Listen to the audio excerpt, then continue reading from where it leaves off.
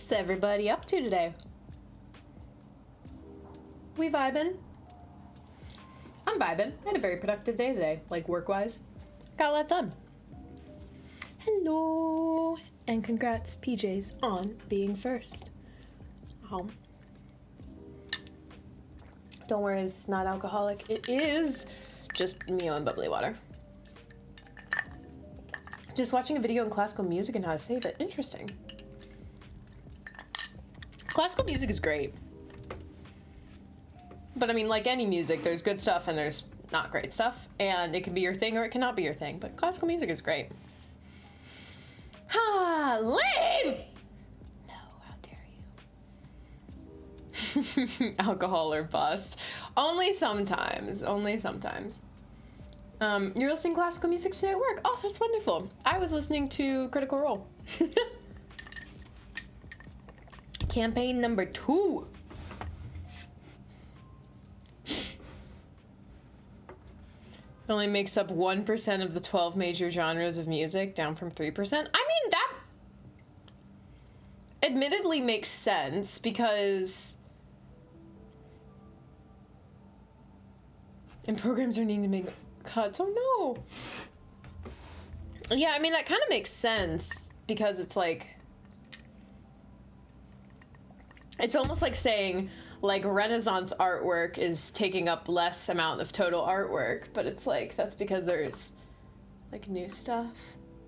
BBC just made a 20% cut to the orchestral program. No! See, that's not okay.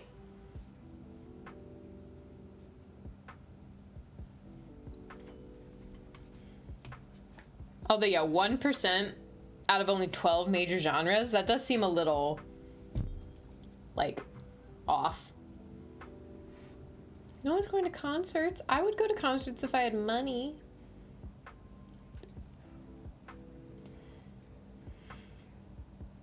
Probably give a 20% boost to sports? Probably. How are we all doing today? Oh my gosh, it's very cold out, and Brownie got COVID.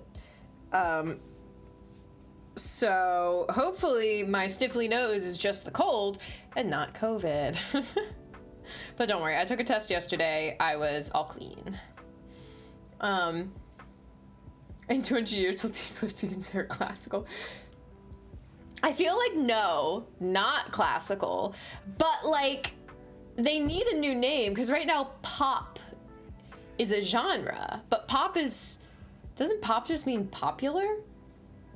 But I guess maybe at this point, pop has become its own genre. That like, even if pop music is no longer popular, it will still be called pop, because it's like become its own genre. Diseased! Exactly. It is funny though, this is actually the first time DJ Brownie has tested positive for COVID ever. Yes, things are pop until they are for old people, then they're called oldies. Oldies but goodies. But it's kind of funny because it's the first time he's tested positive for COVID, but I'm like 90% sure it's not the first time he's had COVID. He's just one of those anomalies that like never tested positive. They're just oldies. Rough. Well. Oh no, am I getting tired already? No! False! Cannot get tired yet. Too early. I slept fine last night, so that's all good. I did have a pretty long day though. Not like long, but like I did a lot, so it kind of makes sense that I'm a little tired because I did a lot during the day. Anywho, that's beside the point. I should just get this game going. So yeah, today, like the past many Tuesdays, we will be playing some more Phoenix Wright Ace Attorney. Yeah, we're in the middle of, I don't know, one of the trials. Hello,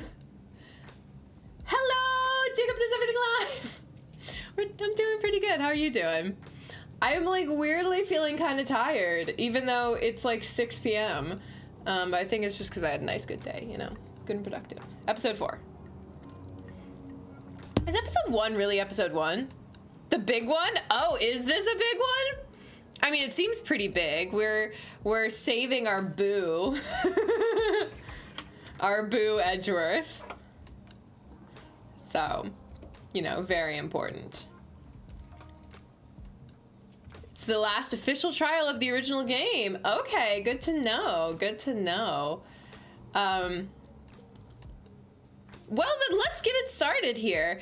I was nothing official yet, but I was thinking, you know, I'm thinking out loud a little bit. So like none of this is set in stone. This is all just like thoughts and ideas. So you guys, most of you know that I will be at a Disney internship in Florida for 7 months, coming up starting in May. I will still be streaming, but I am not going to be bringing my gaming PC. So I will be streaming off of my laptop, which obviously it is still a gaming laptop, but it's just, it does not have the same capacity as a PC. So I have to be a little careful about what games I play, something that's not just going to crash my PC every time I try to stream.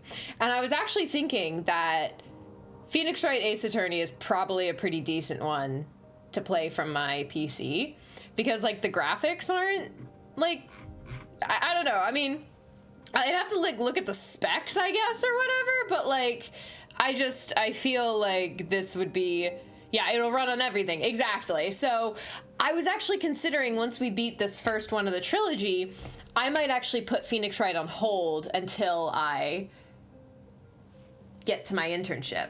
It's 2D game. It can run off an Intel chipset. Fair enough, fair enough. It's 9 where you are. 9 p.m.? Ah, East Coast peeps. Everybody's in East Coast peeps.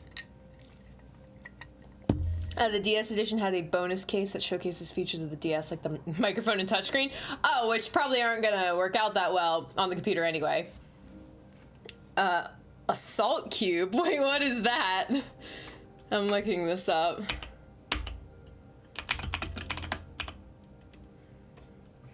Wait, that's...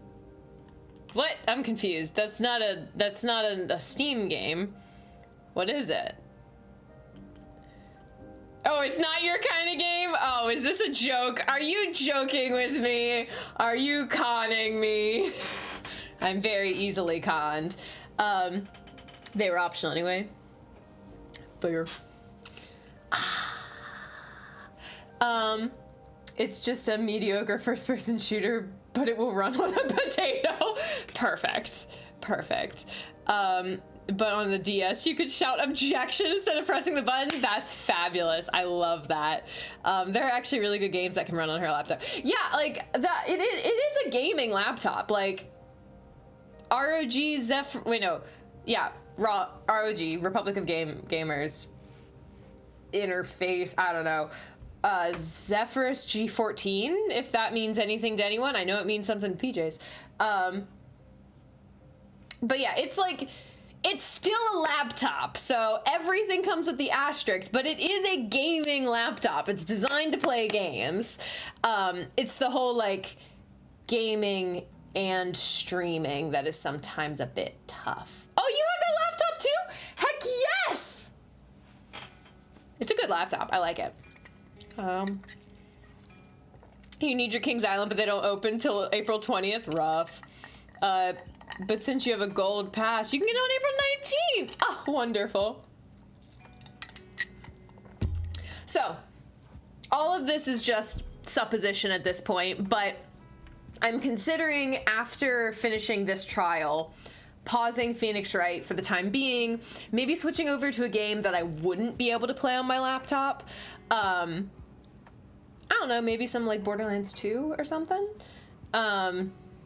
I could attempt Fallout 3 again. I haven't tried it on my new PC yet. I just haven't. Horizon Zero Dawn! I mean, that's definitely an option. Oh, I know, that's the problem. Planet Coaster. I'm probably not really going to be able to play Planet Coaster on my PC.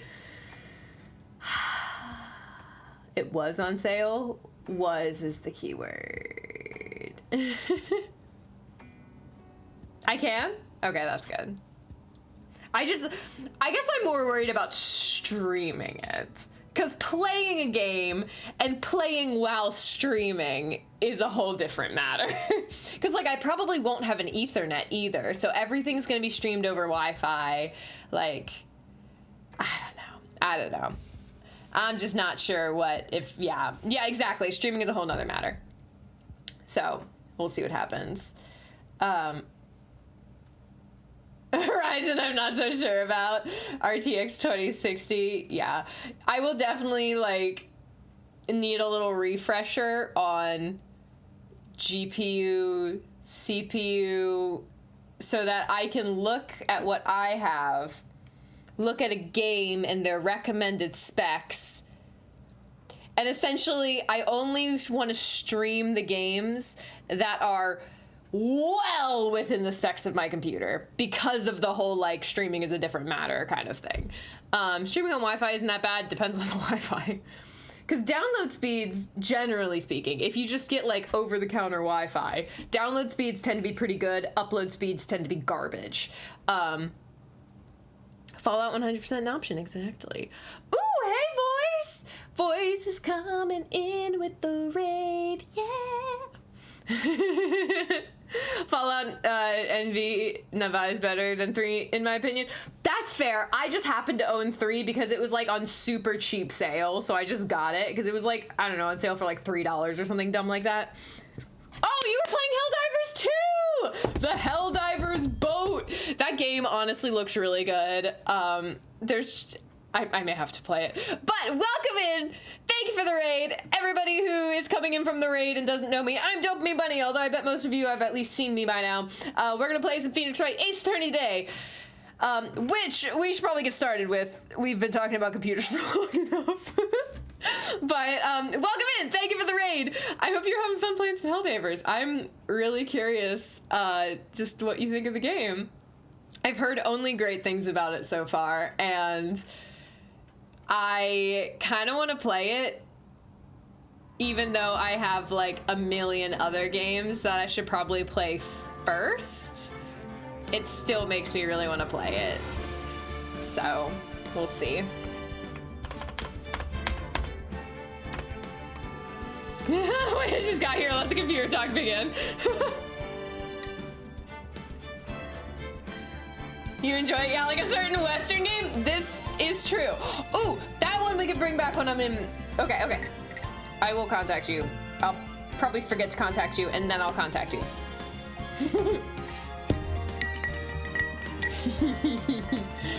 Yes, there are many games I have that I need to play. A certain Western game is one of them. But yes, Rat, we were talking about computers because I have my beautiful, wonderful PC that I built, and I love it very much, and it can do pretty much anything I want it to do. But I will be leaving it behind for about 7 months while I play games on my ROG Zephyrus 14. ROG Zephyrus G14, I forgot an extra letter in there. Laptop. Gaming laptop, but laptop nonetheless. Anywho, you guys can keep talking computers in chat if you'd like. I am fully behind the having conversations in chat that may or may not be related to what I'm actually playing. These are very fine with me. Is the music too loud for you guys? Because I have to turn mine down so much, but I know the music is kind of banger, so, like, I don't want to, like, turn it down so much that you can't hear it. Always go 40-90 in my opinion. I don't think I have the 40. Wait, I think I don't remember what I have. Okay, but we are on to the last official case. I think it's day 2. I have a 4070. Okay, 4070 Ti. Yeah. Those letters are making sense. Wait, why are you detained, Maya? Okay. Gotta get my voice acting on. It was unlikely you could afford a 4090. Yeah, I do, like... Oh, Contempt of Court. That's it. That's it. I remember now. But yeah, I do remember, like, looking at the specs and being like, 4070 is great, get the TI. 4090 is better, but for the... Essentially, it was significantly more expensive, and nothing I was actually going to be playing was going to require it. So, yeah, that's a lot of money. No sane person should buy a 4090. Oh my gosh. Versus like 700 or 800? Yeah, that sounds about right. All right. Maya. Hey, Nick, it's you. I'm glad Mr. Edgeworth made it through the day okay. Fun fact, 4090 in its retail box is about the same size as a carry-on. Wait, no, that can't be right. I feel like that was a hyperbole. But honestly, I just kind of believed you. Ah! I didn't mean it. It's a relief. Hey, why'd you do that anyway? If you need a place to put the stuff from your carry-on, you can just stuff your clothes in a coat. Nice. Oh, I don't know. I just knew I had to do something. I know I'm not the lawyer my sister was. Oh, I'm sorry. Well, you did save the trial. Just behave from now on, okay? Oh, okay. Let's talk to her. Have you been questioned yet? No, not yet. Detective Gumshoe was here just now. He said, seeing as this is your first offense, we'll let you go after questioning. Phew. Oh, and he wanted me to get bail money ready. You can pay for me, okay? Uh-huh. How much? I don't know. I guess they'll send you a bill or something. Why do I picture giant bales of money every time I heard the word bail? Cute. They did make an obnoxious box for it, but the card itself is comparable in the size to the 4080, since the 4080s just used 4090 coolers often. Okay, that's fair. Got it while on a business trip about a year ago. Any luck with Mia? None. I can't get through to her at all. I tried. I really did. I don't know what to do. I think I probably shouldn't have stopped my training. Yeah, no, duh! She sounds like she really did do her best. I should check and see if there are any waterfalls in the local area. I wonder if I'll ever see my sister again. Well, that sucks. Alright, let's go. I don't think anybody's gonna be here, but let's see what happens. Sure is quiet here with nobody around. Right. I have to get Maya out of that detention cell soon. Okay, cool. The TSA did want to inspect it, though. Apparently the GPU looks like a bomb on the scans. Oof! Not really? Okay, that's fair. Maybe they just... Maybe they were just uninformed. And they just straight up didn't know what it was. Oh. My beverage is all gone. That's sad. Maybe it's time for an alcoholic one! I do still have quite a bit of wine that will not last. Oh, yeah. I'm going to Japan. I keep forgetting if I, like, tell you this. But I'm going to Japan for, like, 2 weeks. Starting on, like, Sunday, I think. So...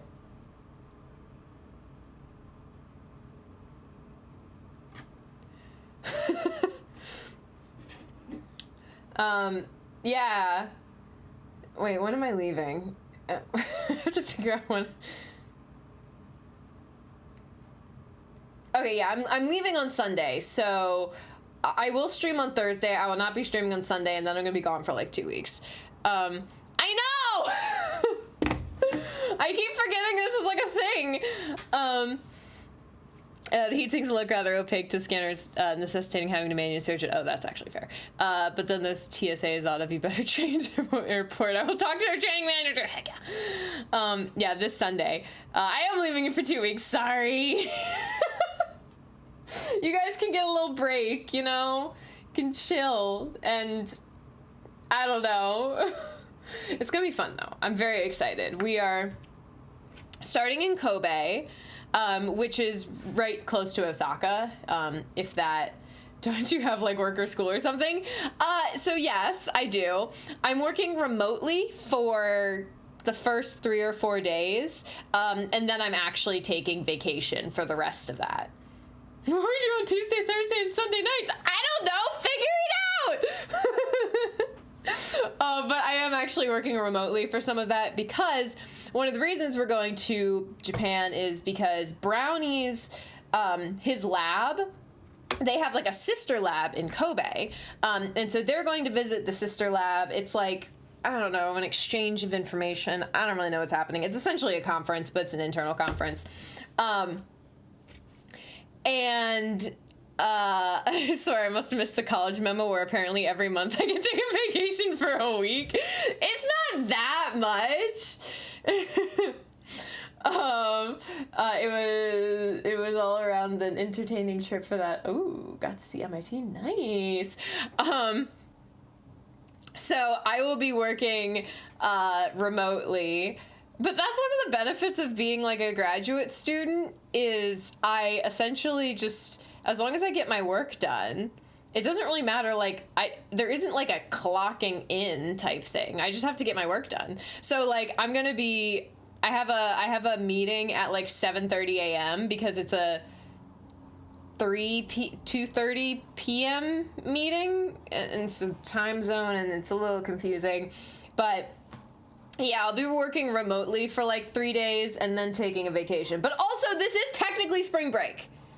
Like, this week... No, sorry, not this week. This week is the last week of classes. I'm not actually taking any classes, but it's the last week of classes. Next week is finals week. And then the week after that is spring break. So part of the reason why I'm taking this trip is because it's spring break. What are we playing? Phoenix Wright Ace Attorney. It's not once a month. It's like twice or 3 times. Shut up. There's 7:30 a.m. now. Always. Fine. Every 2 months you go on a vacation. That is actually pretty accurate. I very much value my time off. Okay. But yeah, that's the thing that's happening. I'm going to Japan. It'll be fun. I will post about it, but probably not while I'm in Japan, because I'm gonna get like a SIM card, but I don't know. We'll see what happens. We all know what working remote means, getting stuff actually done, since people can't come into your office then. That's fair. I'm the person that comes into the office. I'm not the one whose office gets cummed into. Vertical cool. No, I like that better than very cool.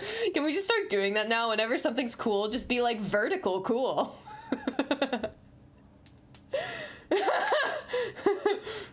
What?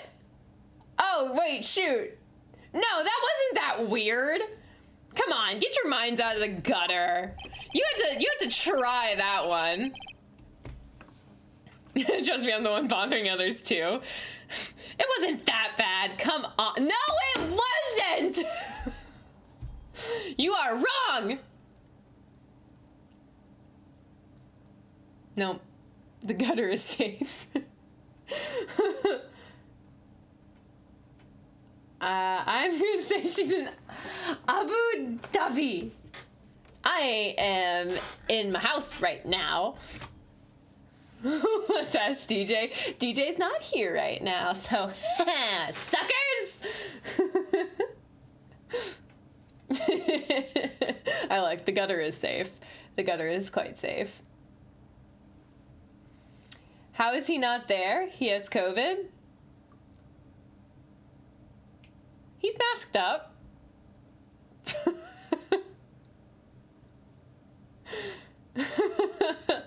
It's an apartment. Well, it can still be my home.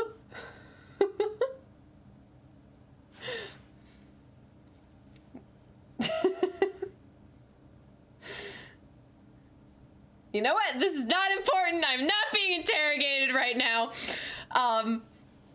There are fewer than there were yesterday, but the cops are still around the park. I wonder if Detective Gumshoe is here today. Actually, that's a very good point. Yeah, we did check. There are no restrictions. No, we did check. They're no longer requiring proof of negative COVID test to enter the country, nor is there any quarantine requirements. We will both like mask up on the plane, since it will be like tight quarters and it's really easy to catch things on a plane. But no, the entry requirements just normal like courtesy at this point. No proof of anything required. We did check because I was worried. I was actually more worried about me than him, because he'll probably be good by the time we leave. But if I catch it, then... But also, I have a better immune system than he does, and I already tested negative once. I was gonna test again tomorrow, just to check. Look, I'm not calling you a biohazard to an island nation, but I am thinking it, and I am so proud. Now we know how to blame for the Japanese epidemic. No! It's fine. I'm gonna test again on Thursday. And Brownie's pretty much testing every day, and we will mask up accordingly. Famous last words. It's fine. That should be a podcast. It's just called It's Fine. It probably is a podcast. Somebody look it up. Is it a podcast? I wonder if Detective Gumshoe is here today. Japan will be fine because they've been wearing masks for a decade. Yeah, exactly. They know how to, like, do things right. I feel winter's chill. Yay, there's a lot of trees. Guess that's why they call it a nature park. It's quite pretty when the cherry trees all along the lakeside bloom in spring. Today, it's just cold. The sign says Gourd Lake National Park. This place is full of families picnicking on the weekend. It's a little cold for picnicking these days, though. Okay, let's enter. Public beach. I've never had COVID because I follow the rules. So technically speaking, you getting COVID has less to do with you following the rules and more to do with the people around you following the rules. Because most of the rules are designed to help the person having it not spread it. That is also true. Other than all the other rules that I don't follow. Fair. I haven't seen Larry around today at all. Probably off paying through the nose on a date with the lovely Keontae. Yeah, like if somebody who exposed to COVID and then decides to go on a vacation.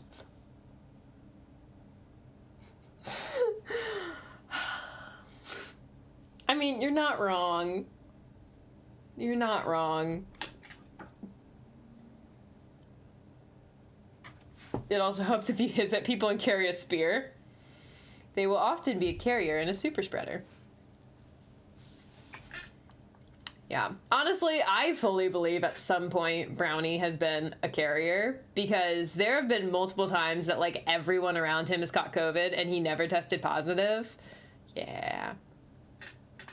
This is the stupid thing you saw the entire pandemic. Yeah, I believe you. Hopefully, he should be good. I just hope I don't catch it, but the good thing is I have a better immune system than he does, so I might be fine. We'll see. Burn that bridge when we get to it. Trash can is empty. Place is well maintained. Huh? I almost didn't see that signpost. Last boat docks right exit.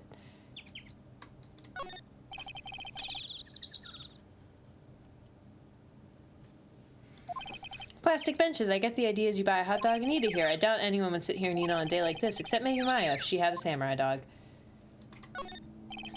A hot dog stand. It's closed. The Christmas fringe looks a little half-baked. The banner reads Samurai Dog. Somebody needs to redecorate. Okay. But I have to make myself dinner today. It's annoying.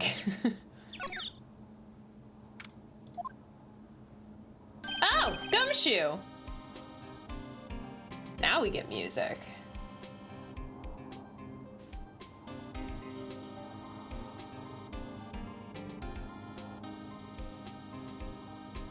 I feel like we've had this happen before. I mean, probably.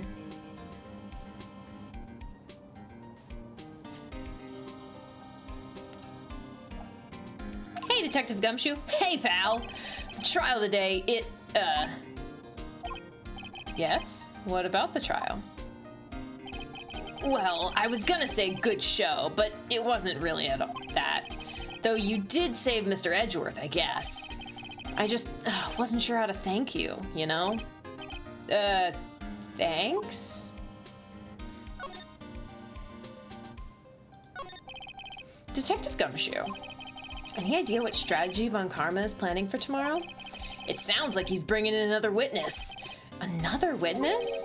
Oh, right, he said something about that in the trial today. There were 2 witnesses. The real mystery is, will Detective Gumshoe ever learn to shave without cutting himself? No, he never will. Spoiler alert. And always in the same place. I was wondering who that other witness was. Who was it? Sorry, pal. As much as I'd like to, I'm not at liberty to divulge that information. Right. Prosecutor Edgeworth. Oh, right. I wanted to ask you something about Edgeworth. What's up? Is he afraid of earthquakes? I never heard anything about that before.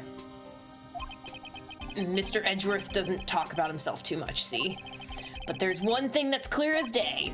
Him hating crime the way he does, and him becoming a prosecutor, and him being scared of earthquakes.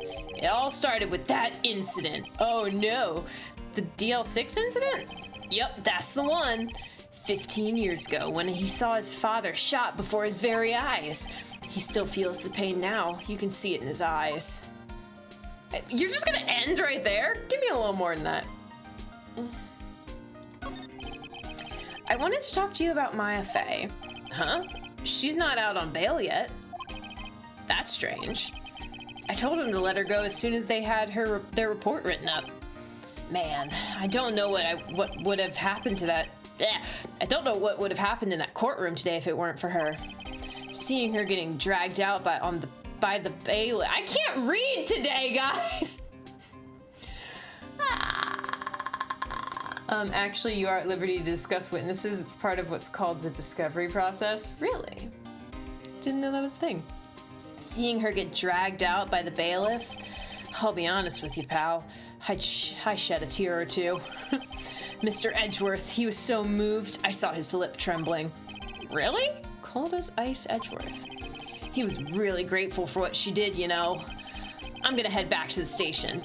I'll get the report on Maya and get her out of here as soon as I can. Thank you. Oh, wait. I was wondering how much is bail going to be? Don't worry about that. Mr. Edgeworth is posting the whole amount. What? Edgeworth?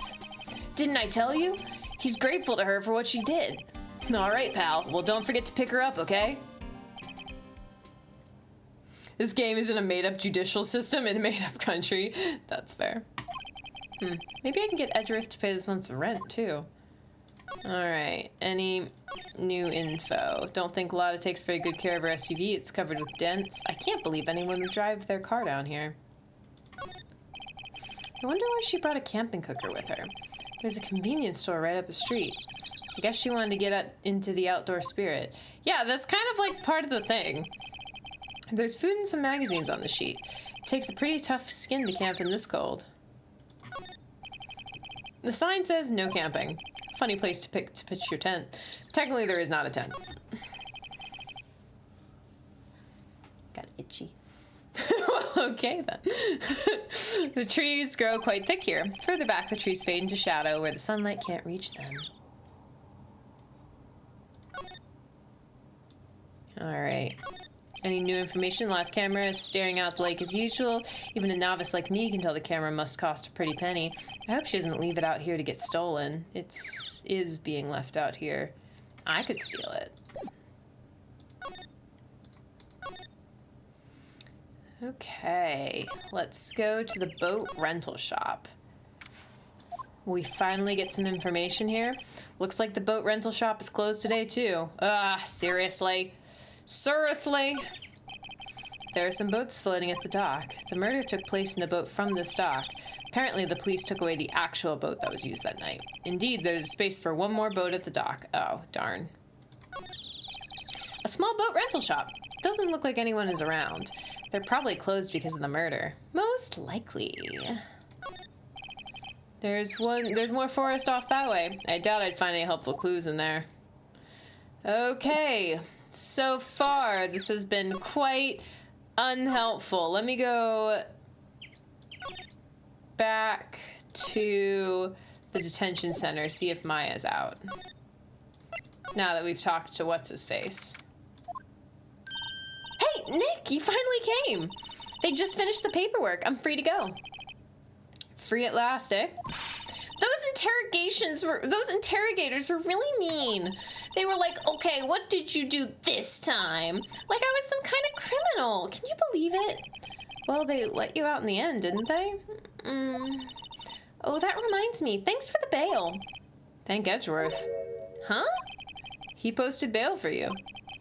Said he was grateful for what you did. Mr. Edgeworth did that?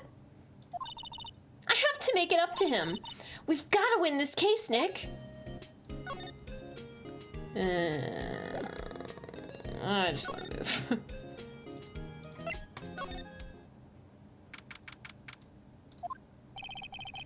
Detective Gumshoe's not here. Gumshoe's at the scene again. Huh?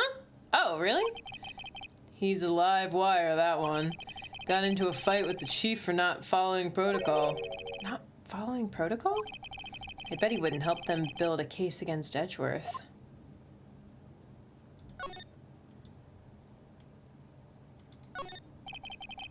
These are the detectives' desks.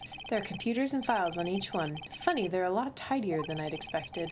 I guess the detectives don't spend a lot of time at their desks. That must be one of the detectives. He's mumbling something to himself. Don't do anything rash. Why jump? You have every reason to live. He must be doing image training for talking down a potential suicide. Yikes. This must be the chief of the detectives here. He's glued to his computer screen. What? Rook to bishop 7? Checkmate? I don't believe it. He must be playing chess on the computer. Hey, is that the police department's mascot? That's the Blue Badger. It was my idea. I made it. It's my mascot. I see. How nice. I'll get him assigned mascot of the Criminal Affairs Department if it's the last thing I do. Good luck. Okay, that was not helpful yet.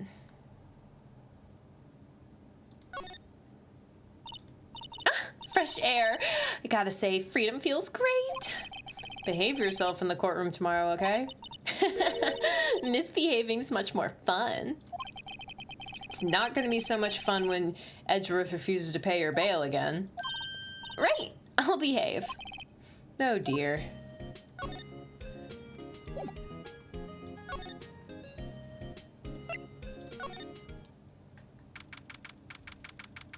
Grossberg Law Offices. Apparently, Mr. Grossberg is on vacation today, just like I will be in like a week. Well, I guess I can come back tomorrow if I need anything. Isn't getting that painting back.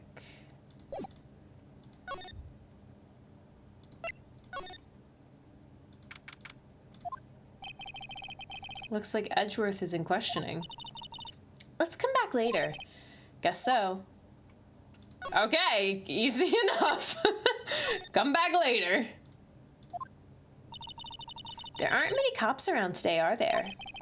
They're probably back at the precinct working up the case against Edgeworth. Hey, y'all. Hey, it's Lotta.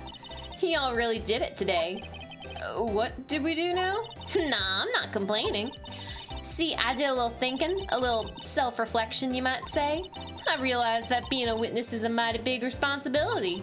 But I just went up there and started blabbing away at any old thing that came to my mind.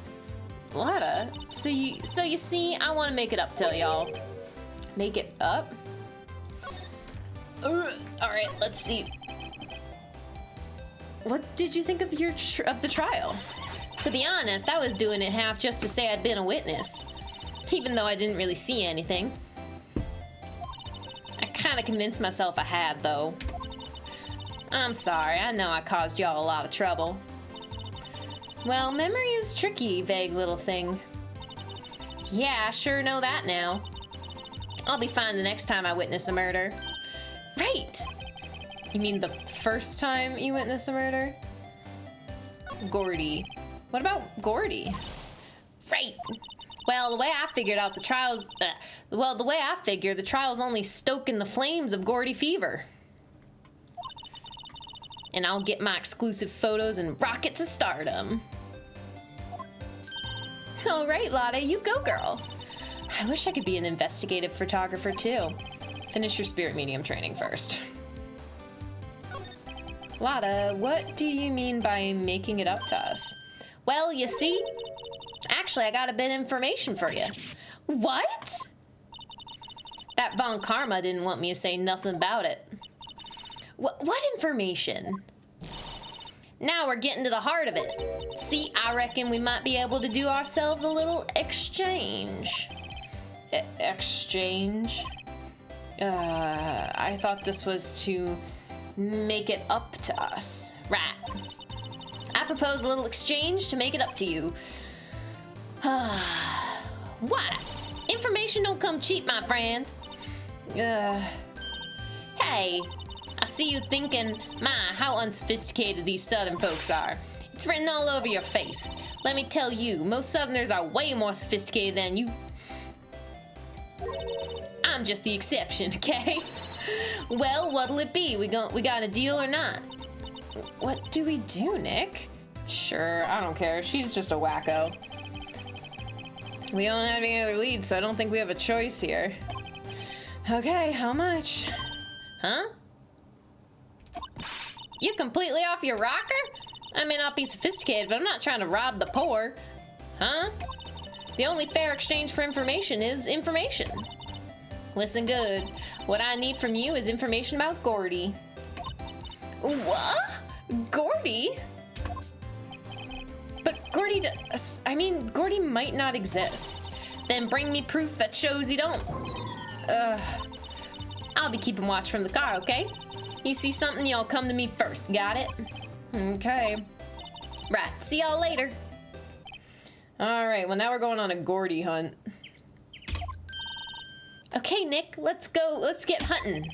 Hunting? You don't seriously mean Gordy? I sure do. What about Edgeworth? We're searching for Gordy for him, Nick. Don't you get it? Okay, and how exactly do we search for a make-believe monster? Maybe we can find a monster myth specialist? Alright, let's look. Oh, hello. Gourd Lake Public Beach. Something got set up here, that's for sure. What's that? The Steel Samurai, Nick! Yo, Maya! Larry, what the heck is that? Oh, it's my girlfriend's fiance's idea. She was all, if you like, put this here, it'd be really cool. Dude, she gave it to me along with the banner. Wow! That's really impressive she could find those for you. Well, she knows a lot of people. And that's how that show's finished now, so she got them for free. Right. Alright. Edgeworth. Yo, Nick! What happened with Edgy? Well, we made it through the first day in court, alright. I don't know how good our prospects are from here, though. Huh? Hey, Larry, did you know Mr. Edgeworth's secret weakness? He's terrified of earthquakes. He acts like a little boy. Huh. That's weird. I don't think he was ever like that in school. No? Really? Well, we were only in the same class for a little bit. He transferred schools pretty quickly. Transferred? Right. Oh, right, when the DL6 incident happened. Doesn't look like Larry knows about it, though. Hey, Larry. When did you get that big thing? Huh? Oh, the big guy? I've had that for about a month, yeah. It's a big hit with the kids. Why wasn't it here yesterday? Huh? Huh? Oh, right. the compressor was busted. Compressor? Yeah, it's that little unit by my hot dog stand. That's what I used to put the air in the Steel Samurai. It broke a little while ago, so I sent it in for repairs. Oh. And here I thought you inflated it by yourself. Okay, I'm starting to think I see maybe some of what's going on here. That maybe this is Gordy. And the big noise was the compressor going out. I don't exactly know, but I feel like it's gotta be something. What's this machine? That's a compressor. I use it to fill up that balloon there with air. Huh? Neat. Just got it repaired yesterday, man. Man, what a drag that was. Doesn't that Steel Samurai look a little out of place? I mean, it's so huge. I guess it's good advertising. Something about this Steel Samurai just doesn't work for me. Huh? Really? Looks pretty well made to me. Still a novice, aren't you, Nick? Really? True connoisseurs like Cody and me don't fall for this kind of stuff. These Steel Samurai fans are obviously in a league of their own. Could be a red herring. It could be. I can't get over the samurai dogs. The original samurai dogs, no less. Hey man, whoever calls their product the original first wins. Why don't you add world famous to the sign? Hey, good idea. Oh, what have I done? Hey, Nick, benches. Let's take a break. Maybe have a dog? I think not. It's too cold to sit and eat hot dogs out here. Wimpy city boy. You should try standing under a freezing waterfall sometime. Oh, yeah. Those flags look sadly out of place here. Flapping listlessly back and forth in the wind under a cold sky. I don't know, I think it gives the place a kind of festival atmosphere. It reminds me of the War of the Eyeglasses. The War of the what? Huh? What? You mean you don't know the War of the Eyeglasses? What the heck is it? Our local fair used to do it every summer. Huh, I guess we were the only ones. I ask again, what the heck is it? This is a made-up country, but Japan is still a thing in this world. Yeah, all of these countries are a thing. It's just also made up. Do I need to present anything to him?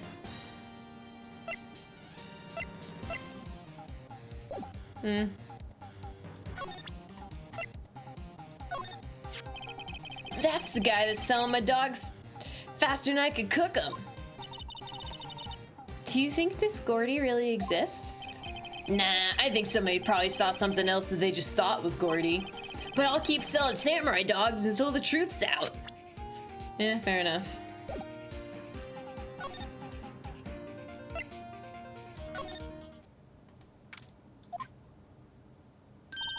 Hey, y'all! Well, y'all find anything about Gordy? No, nothing. Well, keep moving. It gets cold out here at nighttime.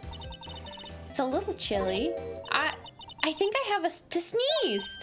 What? No, you don't. No sneezing. Achoo! Click, click, click, click, click, click, click, click, click, click, click, click, click. I told you, no sneezing. See, I set the camera to respond to things that are a little softer than a bang. I trigger on one of Von Karma's finger snaps now. Oh, I'm sorry. Yeah, well, sorry's nice. What about my film? Nick, pay the lady? Stop. I learned something in today's trial, that's for sure. Testifying is serious business. That's why I decided not to talk about that case anymore. Huh? Whoa, did you say you had information about the case? Tell us that, at least. Like I said, I'll trade it for the dirt on Gordy. What are you gonna do if Gordy doesn't exist? I'll quit being an investigative photographer. What? After all, I only have one photo to my name so far. Was it a good one? You bet. A UFA. A UFA? Anyway, if I can't get a career-making photo this time around, then that's it. I'll quit and go back to school. Huh? So you really are a university student? Yeah, well, I'm taking a break for a bit. Right. Okay.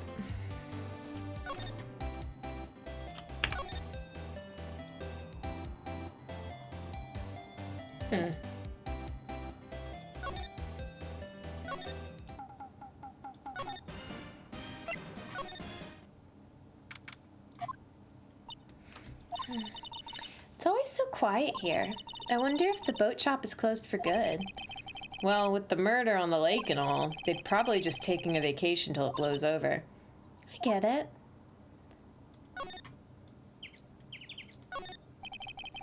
There's some boats floating at the dock. The murder took place in a boat from this dock. Apparently, the police took the actual boat away they used that night. Indeed, there's a space for one more boat at the dock. Oh, darn, I hope we were going to get more information from that.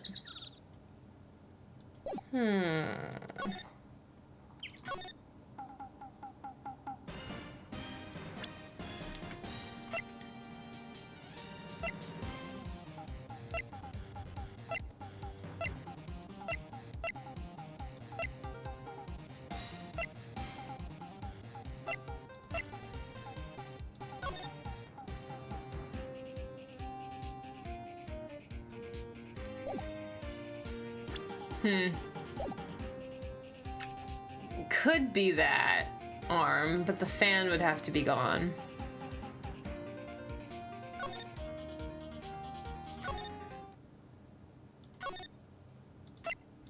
Let's see if Edgeworth is... Nope. Edgeworth is not done. Ooh, something new.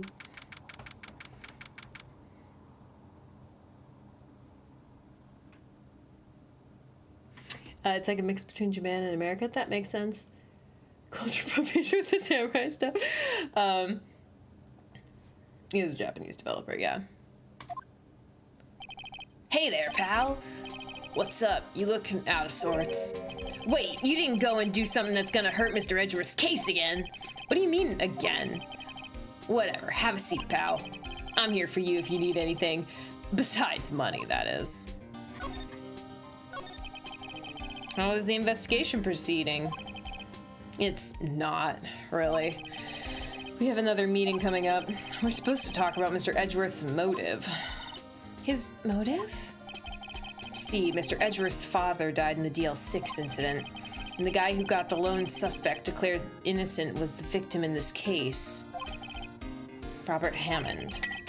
They're saying that's why Mr. Edgeworth shot him, and Edgeworth never talks about his past. I bet they'll drag that out and hit him hard with it in court tomorrow, too. Poor Mr. Edgeworth. I gotta admit, doesn't look good, pal. Gordy, what can you tell me? Say, Detective Gumshoe, do you know Gordy? The monster down in Gourd Lake? Not personally, no. Well, we're looking for it. Huh? Are you out of your minds? Eek! You got time to go wild monster hunting? How about doing a little questioning for me, then? Oh. Detective Gumshoe is scaring me, Nick. I told the Detective Gumshoe about the deal with Lada. Nick, try telling him sooner next time. Sorry.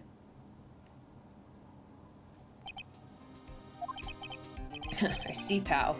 Sorry for shouting at you. Okay. I, Detective Gumshoe, will aid your search for Gordy. Uh-huh?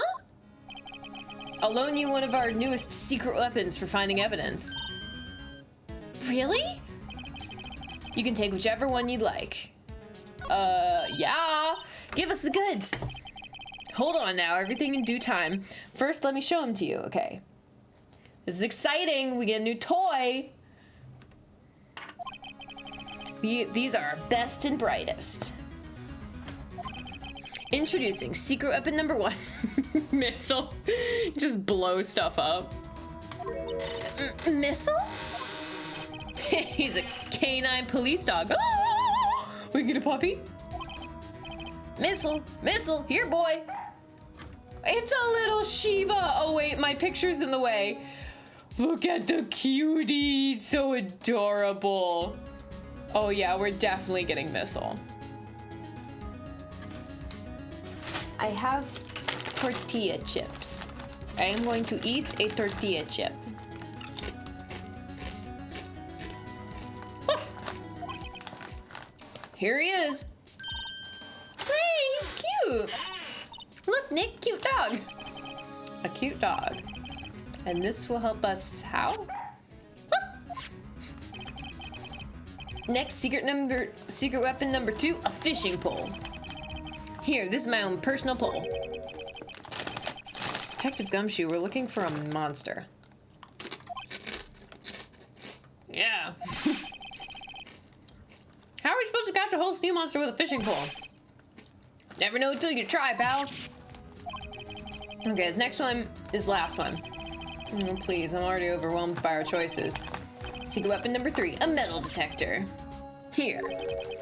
Detective Gumshoe, we're looking for something alive. Right. How are we supposed to find it with a metal detector? Hey, you never know, it might have been eating soda cans. Well, which will it be? I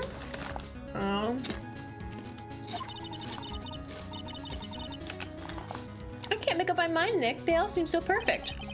I can't make up my mind either, for the totally opposite reason.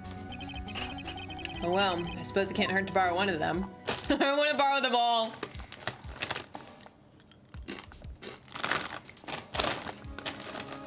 Sorry, I got hungry.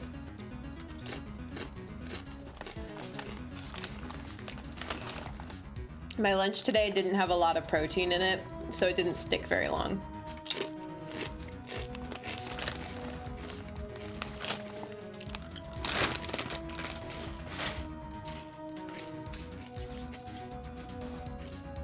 Oh, well, we gotta borrow the dog, right? Well, we can borrow Missile? Sure thing, pal. Good. Be good to him. He's so cute! Oh, boy. Canine unit. Very cute with shiny eyes. I'm just gonna keep this here. So I can munch occasionally.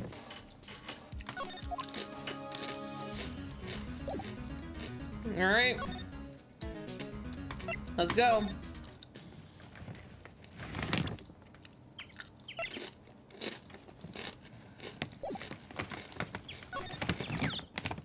Okay.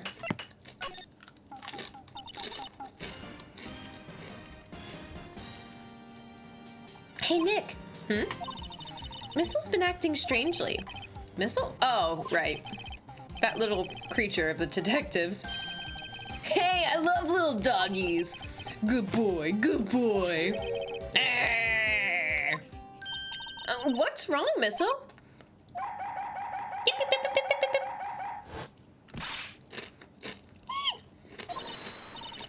Missile! Whoa, stop that thing. Hannibal, it's eating my samurai dogs.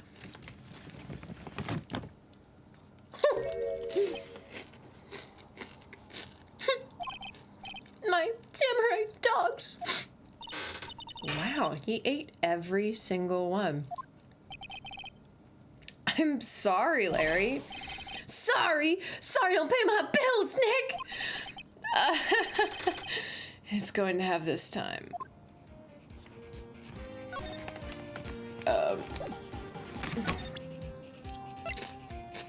What do you think about this dog?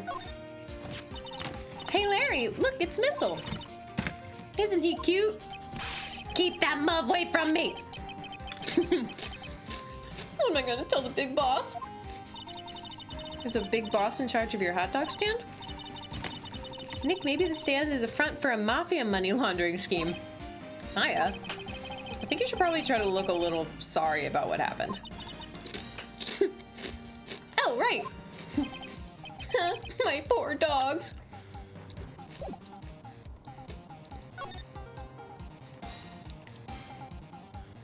Okay, nothing new yet.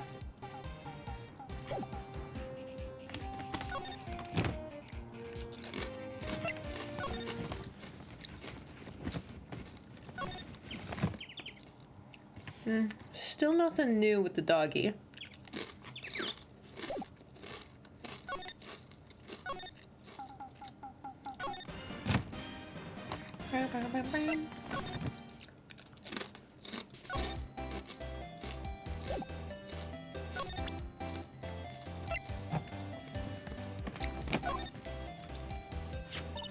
Hey, Lada. Oh, cute. He yours? He's a K9 police dog. His name's Missile. Huh? Canines are the ones they use to sniff for things, right? I wonder what Gordy smells like. I hadn't thought about that.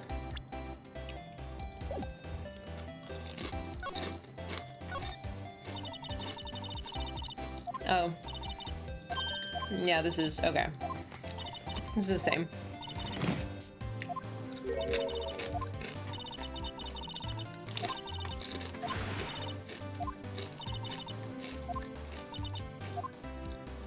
Okay.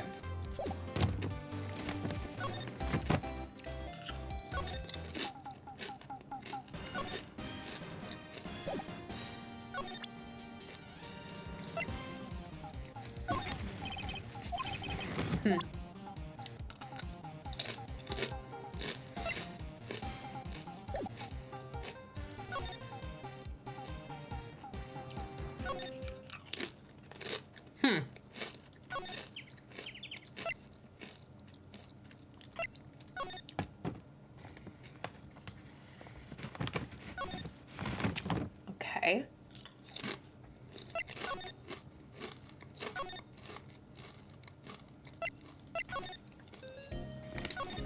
Present Missile.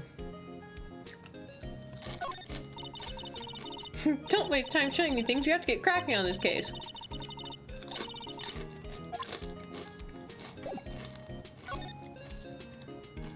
What to do? Well, what should we do?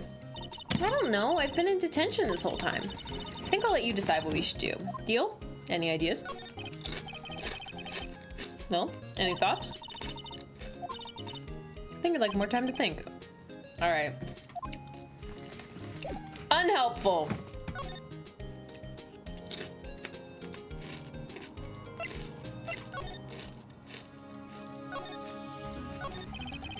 Captain Gumshoe, can you borrow one of the other things?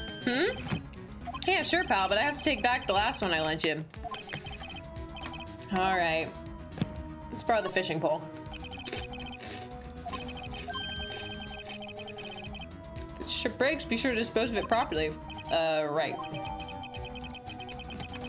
All right.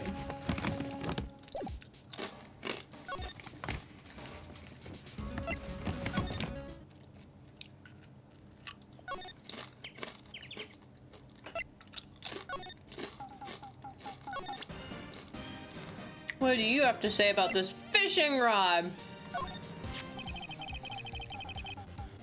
You know you can't catch many fish in this lake. I'm not after small fry.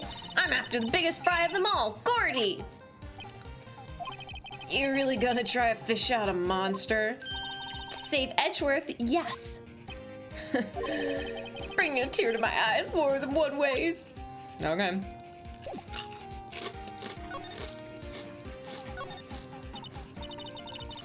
I think it's really big, wow.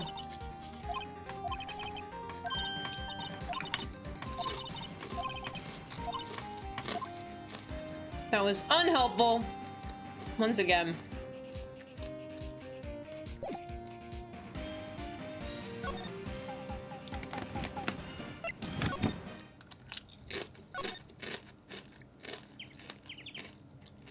Okay, still nothing new now that we have the fishing rod.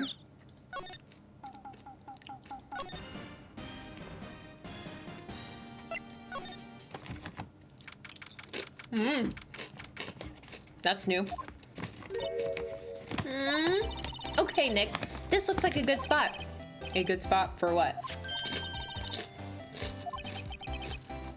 I'm gonna go fishing. What do you use for bait? Oh. Yeah. Oh. I figured something like this would happen. Should have brought missile along with us too. At least then we'd have bait. No. Nick, how could you? I'm kidding. I'm kidding. Some jokes are better left untold. Oof, she hit me. She hit me! Okay, watch this, Nick. Just try not to reel in an empty cans or boots, okay? Here we go. Ack, my leg. Oh no, did she get... Hey, what are you doing? Sorry, Lotta. Don't tell me y'all are on some film company's payroll. Nick, pay her. My poor, poor wallet.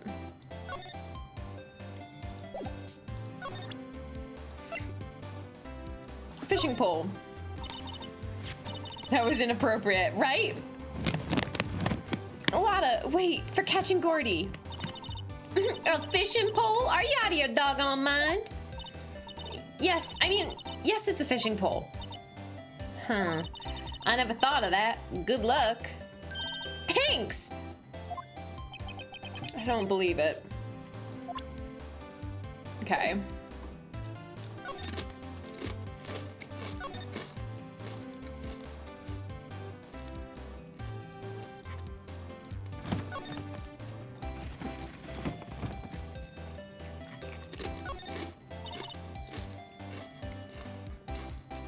Hey, Nick.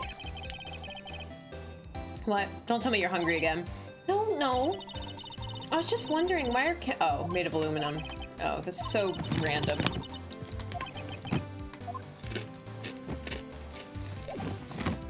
All right.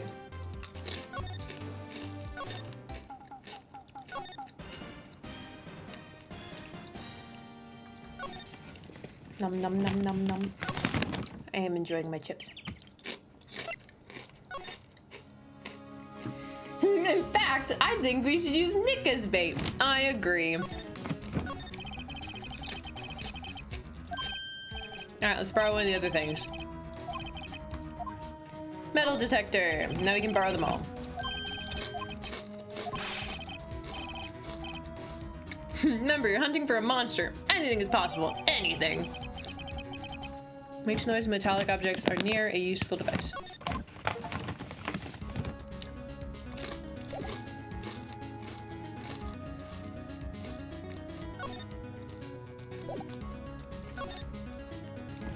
All right, back to Gourd Lake.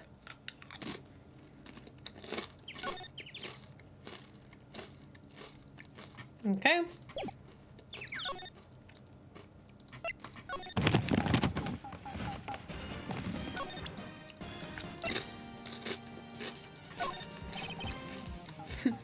No, I don't know much about that. Mere seller of hot dogs. Okay.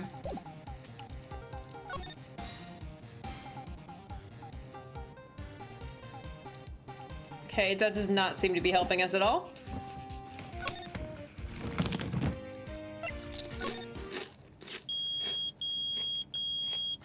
All right.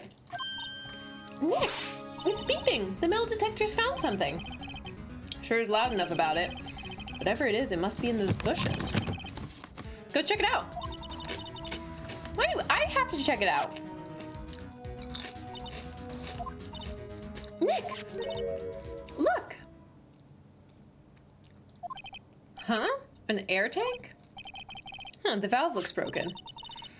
I thought it was Gordy. You thought it was Gordy?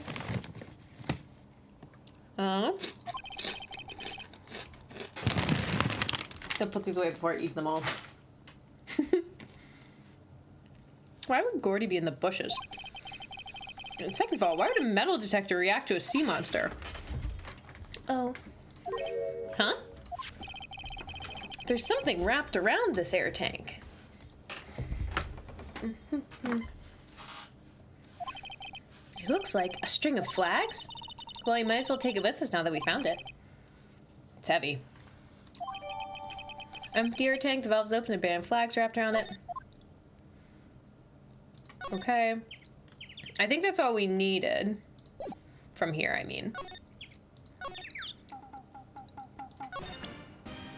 Bruh, is this yours? What? An air tank? What about it? Larry, I wanted to ask you about this tank. Is it yours? Say, is this air tank yours? Why would I have a thing like that? Look, see how there's a string of flags around it? Around the tank valve? It's just like the string of flags around your steel samurai here.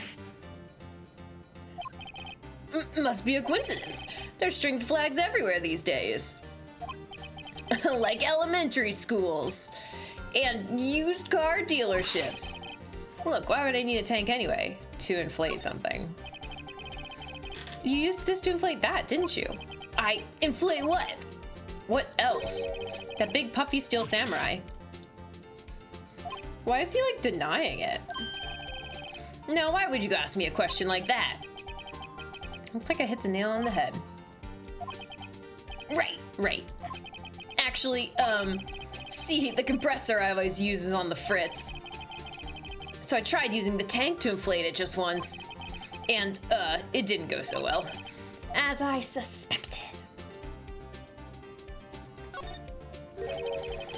It didn't go so well? Yeah. Do you think you could be a little more specific? Come on. Look, it's embarrassing. I really don't want to talk about it. Tell us! Fine. Whatever, it's like what I said. The compressor was busted, so I took the tank and I tried to fill the samurai up with that. And then, blam. The valve busted open and made this incredible noise. And that tank there took off like a rocket. It took my poor deflated steel samurai with it. What? Off into Gourd Lake? It sure scared me out of my gourd, that's for sure. Okay, well...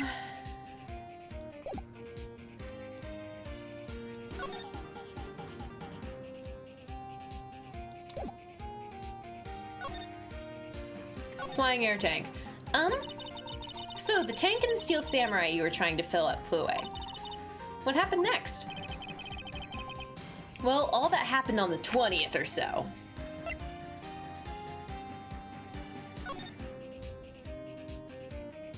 Oh, I don't know exactly when this happened.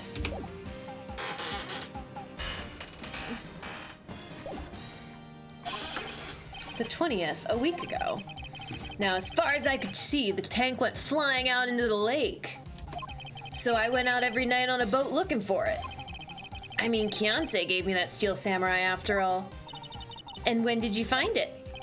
Just the night before last. It flew way out there. It took me 4 whole days to find it. The night before last. The night of the murder.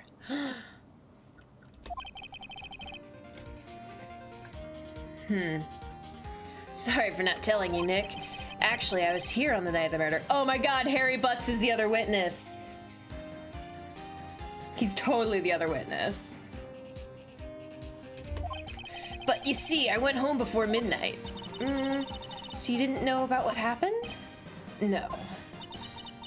That's too bad. It's not all bad. We've solved one mystery at least. A mystery? Maybe we should go tell her.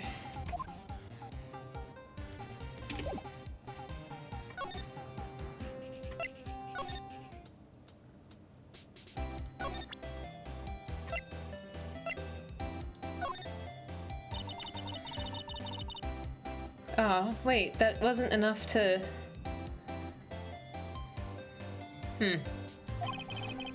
Painfully easy knowing something doesn't catch Law's interest. Hey Lotta, look at this. It's a metal detector. I know what it is. I'm not sure it's gonna pick up Gordy though. Unless he's been eating people's watches or spare change or something. Oh, I hadn't thought about that. Alright, well let's just talk about Gordy then.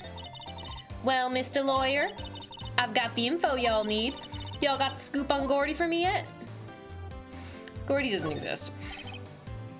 Lotta, There's no such thing as Gordy. Why? How can you all be so sure? Really, Nick? Y'all got some proof Gordy doesn't exist? It is here. Of course I have proof. No lawyer's worth his badge would make a claim without the proof to back it up. Here's the proof that Gordy doesn't exist. This probably isn't the proof. I don't know what's going on. Larry's air tank? What are y'all doing with an air tank? This is Gordy. Excuse me? What exactly are you saying, Nick? There's a stand near here, a hot dog stand. There's a giant inflatable samurai doll there. About a week ago, an idiot who happens to be a friend of mine tried to fill it. He used this air tank, and when the valve blew, the tank flew into the lake. Apparently, it made a pretty loud bang when it flew. A bang? Tank, along with the still deflated samurai, fell into the lake. At the same time, couple taking a photograph of the lake. This photo. Wait, so you're saying that Gordy is really the Steel Samurai? Well, that's a fine way to ruin a gal's dreams. I'm sorry, Lotta. Nah, it's okay. You win. I'll give you your info like I promised. Poor Lotta. All right, give me that information. I didn't just break your heart for nothing. So, tell us this information you have. A promise is a promise, I guess. I overheard the cops around here saying something about the witness tomorrow. They said he's the caretaker of the boat rental place up the path there. The boat rental? There's someone there? I mean, it looks so deserted. Just an old guy living all by himself. Y'all should go check it out. Thanks, Lotta, we will. Let's get cracking, Nick. Hold on. Something else? Yeah, the night of the murder. My camera clicked twice, you know. Wait, so you have another photo? Well, yeah, but there's nothing in it at all, just the lake. I figured it wouldn't be much use as evidence, so I kept it to myself. Well, it might not be helpful at all, but here, take it. Second lake photo added to the court record. Shows an empty lake taken automatically on 12/24 at 11:50 p.m. Bye now, y'all take care. Time for me to pack up and leave. Poor Lotta. It's all Larry's fault. The legend still lives on, I guess. The legend?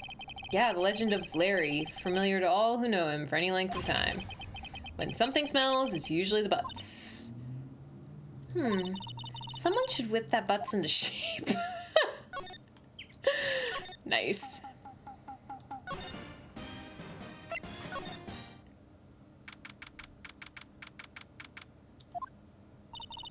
Hey, Nick. This is the boat shop that Lotta was talking about. You're right. Doesn't seem to be anyone around at all. Well, let's go check it out anyway.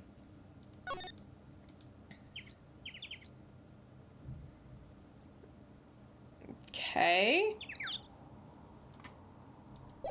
There's nothing to check out.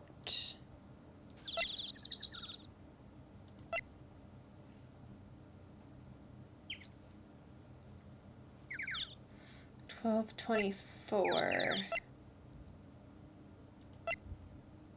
$12.15.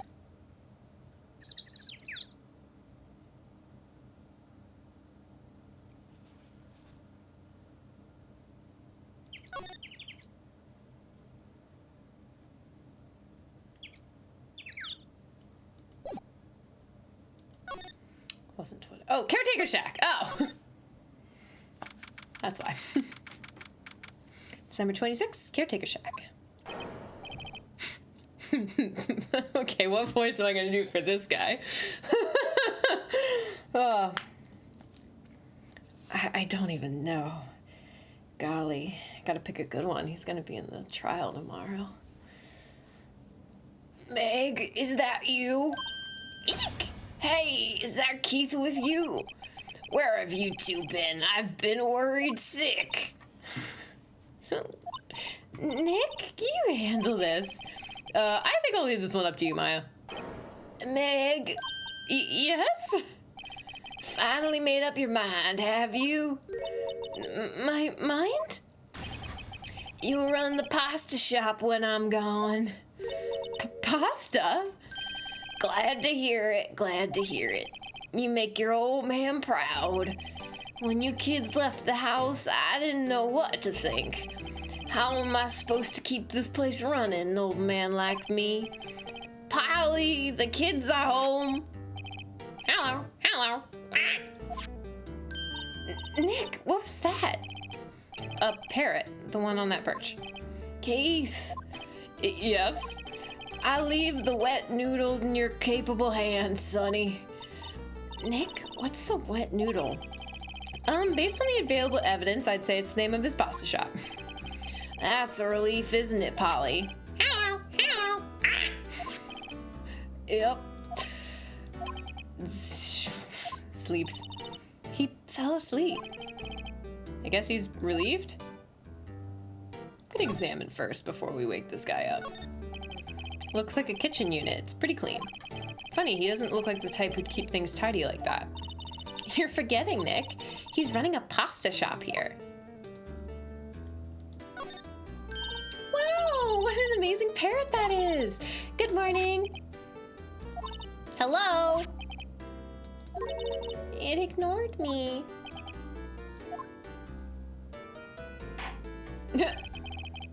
What, you forgot Meg? You gotta call her name first. Her name? Polly, how you been? Hello, hello. See? Neat, so the parrot's name is Polly. The erstwhile companion of the boat shop caretaker answers to the name Polly. Too bad all she can say is hello. Old Polly can say lots of things. You just need to know the secret words. The secret words? Polly, Polly, what's your name? Polly. Cute. Maya's found a new friend. Wow, there's a lot of various fish in the Gourd Lake, aren't there? Something's funny, Nick. All these fish are saltwater fish. Okay. Wow, he has a television in here too. Okay. Look, Nick, he has an electric blanket on his table. Looks warm. It's a great idea. We should do that at the office. We can sit down with our clients, snug and warm, and drink hot cocoa. And what, talk about murders? Aw, you're a party pooper, Nick.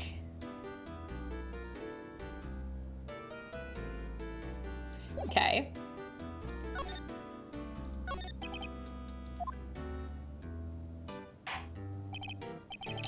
A pasta shop? To think the wet noodle will live on when I'm gone. My father started it, you know, so that makes you two the third generation. Meg. Yes? Tomorrow we'll start with the secrets of dough tossing. Dough tossing?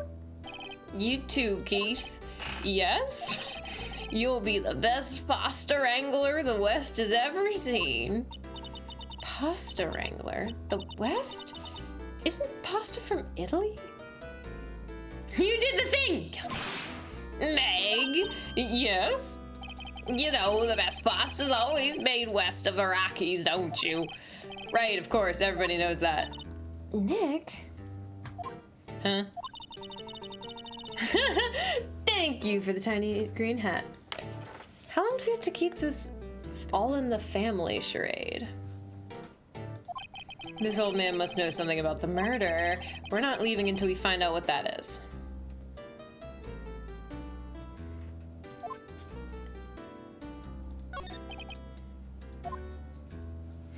Does he have to pop his snot bubble every time we talk to him?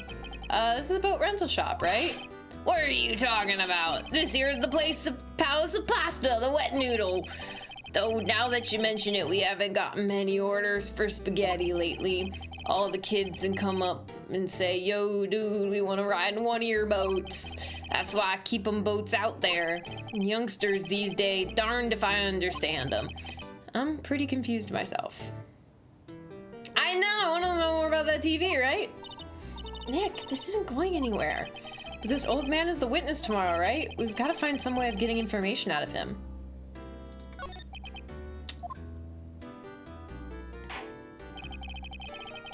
My memory's gotten worse of late.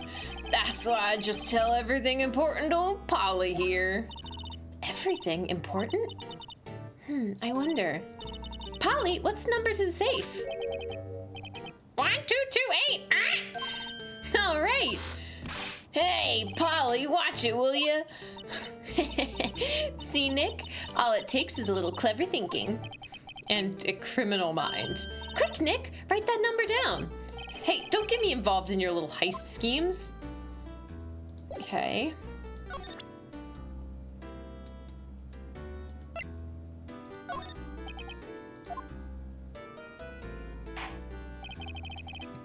Now listen here, Keith, remember that tricolor pasta we were talking about? Our rainbow lioli? I figured out the last color we should use, indigo blue. Indigo blue? That didn't seem to work the way I thought it might.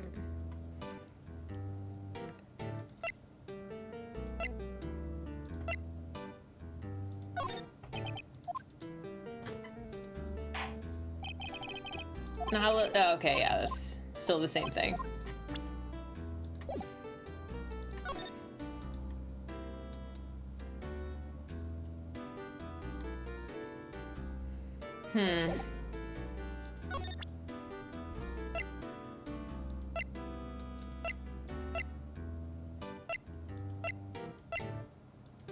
If I just point a weapon at him.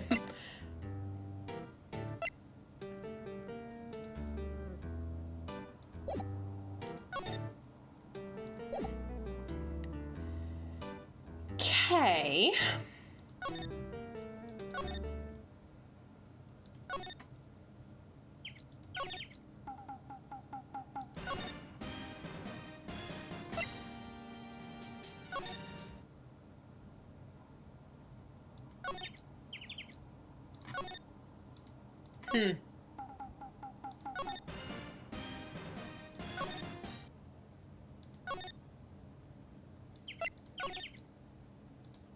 Here we go.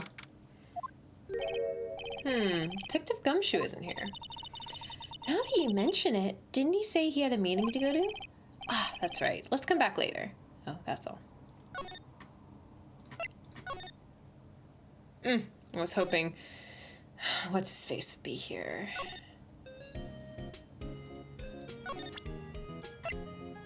What do you think about this? Okay, yeah.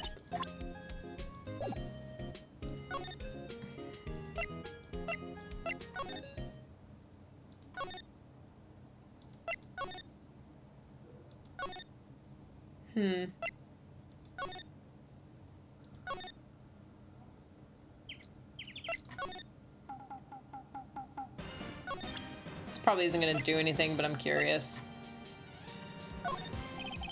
Yeah, I don't know much about that. Okay.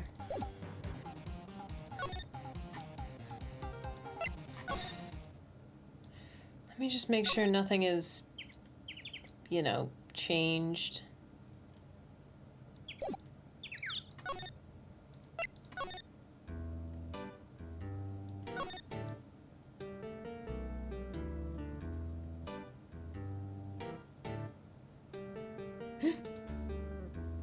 Aha! This fishing pole looks expensive. Oh, that was it.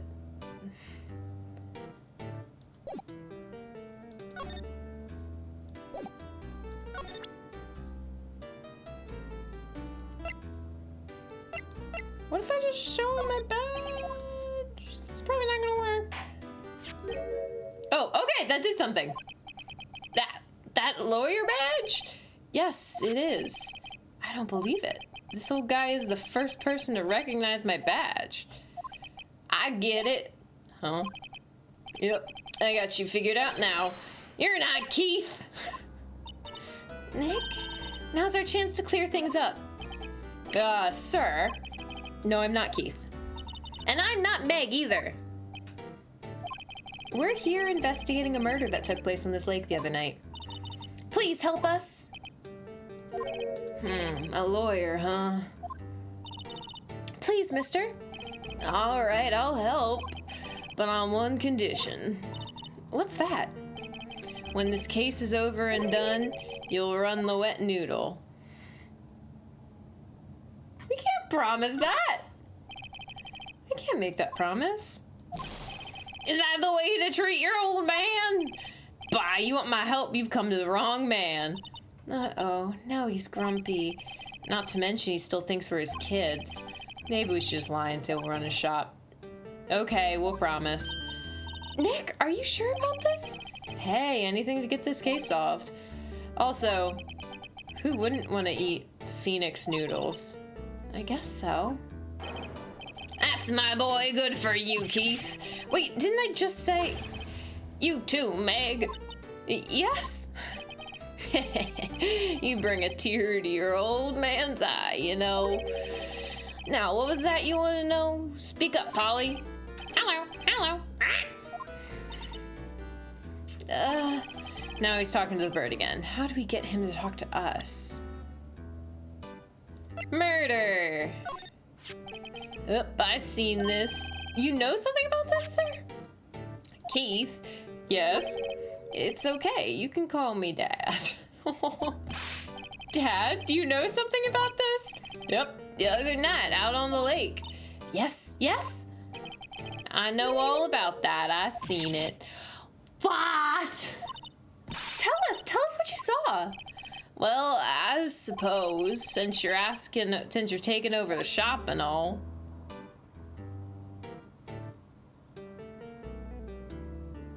What? Are you gonna tell us about it?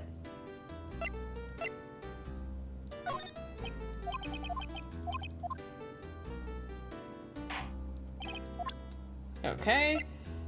Oh, I have to talk to him. I'm dumb. I've done this like 4 times now and I keep forgetting. I forget the time, but it was pretty dark outside. Probably night, yep. It was after midnight, but okay. Then I heard this bang, so I looked outside. Then I heard another one, bang.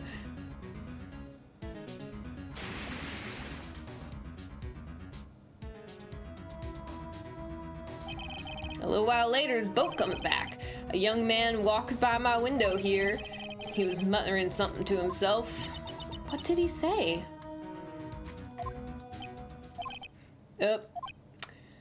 I forgot. I'll remember tomorrow by court time, promise. I need to know earlier than that. You know what?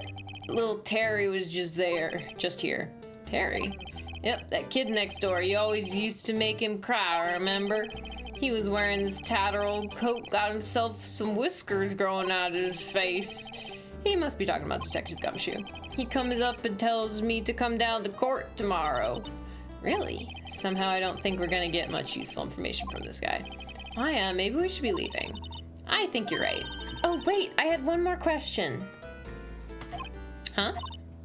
Polly, have we forgotten something? Squawk! Don't forget DL6! Ah! Huh? What did she just say, Nick?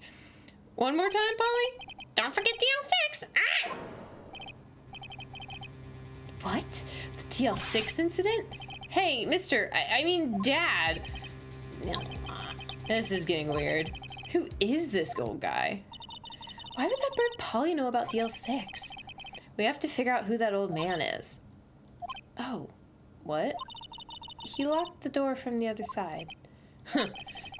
Who could that old man be? I think I need to do a little more research on the DL6 incident. Maybe I should ask Detective Gumshoe. Okay!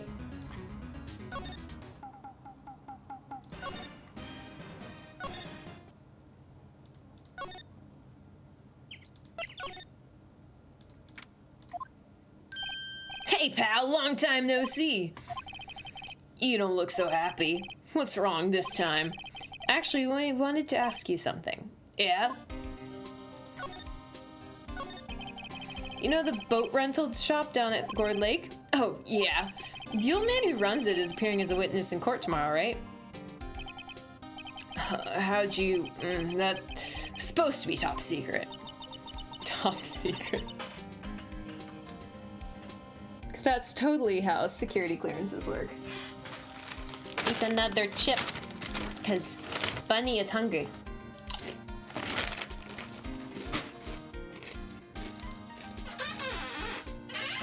Do you know who that old man is, Detective?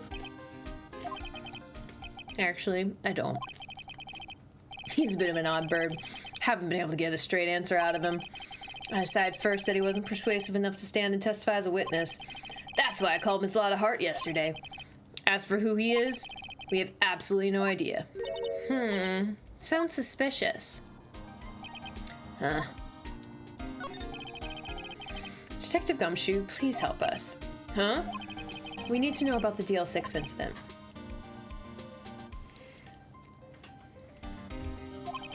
That was when Edgeworth's father died. I can't help but think that has something to do with this current case. To tell the truth, I don't know much about DL6 either. Mr. Edgeworth forbade us from reading the file. So, I'm afraid I can't show them to you either, pal. What?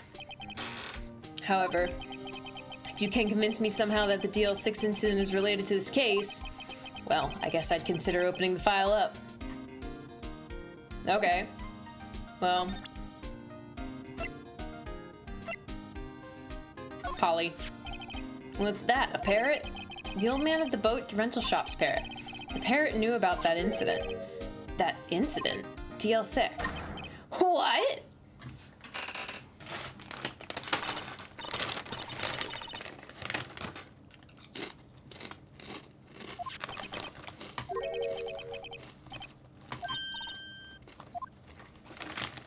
Nom nom nom.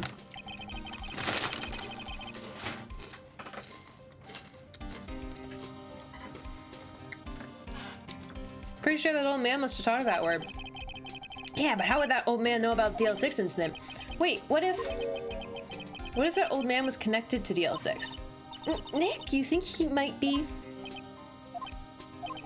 I get you. Sounds like you need information on the DL6 incident. Through there is the station's record room. I'll give you special permission to go in and find what you need. All right. Way to go, Detective Gumshoe. Okay, Nick. To the records room. I guess it's time we faced Edgeworth's past.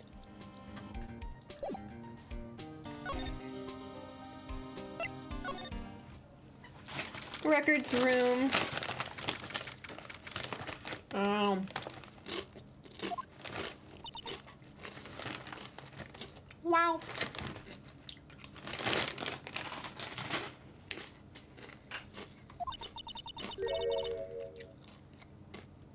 It's amazingly dusty.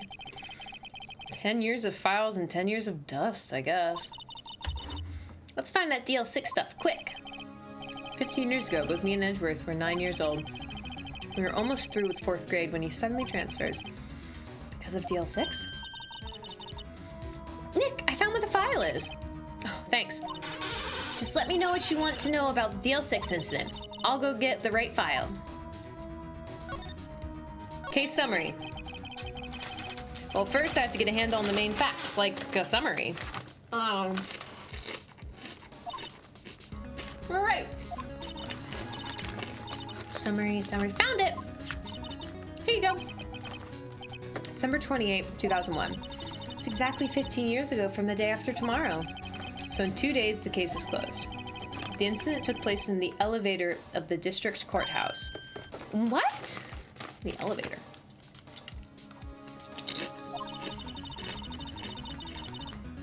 Is this the same district courthouse where we're holding the trial tomorrow? Looks like it. A large earthquake at 2 p.m.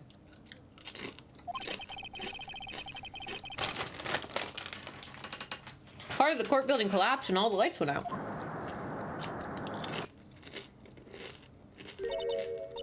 Wow, that was some earthquake. No, it's little baby Edgeworth. At that time, 3 people were trapped in the elevator. It took 5 hours for them to be rescued. 5 hours? That would be scary like that, in the dark.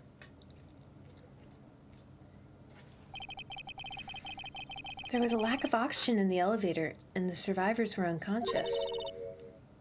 The survivors? One of the 3 in the elevator had been shot in the heart. That was Mr. Edgeworth's father, wasn't it? He said that his father was shot before his very eyes, so Miles Edgeworth was one of the other passengers in that elevator. Rough. Little baby Edgeworth is adorable, though.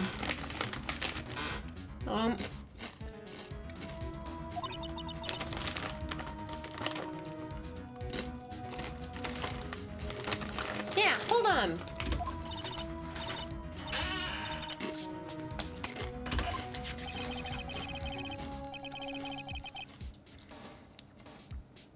Gregory Edgeworth, 35, defense attorney. If he were still alive, he'd be 50. He had lost that day's case in court and got in the elevator with his son, Miles.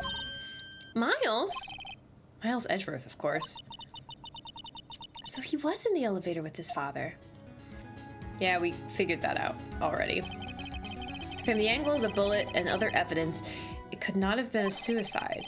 The murder weapon, a pistol, was found in the elevator. The pistol had been fired 2 times.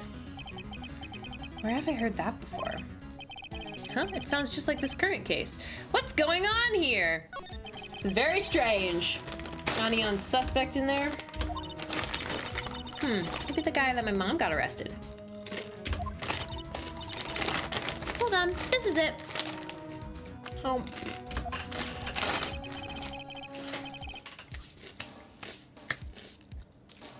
Was the suspect in Jail 6 was Yanni Yogi? He was a clerk in the court, apparently. Okay, he kind of looks like he's going crazy.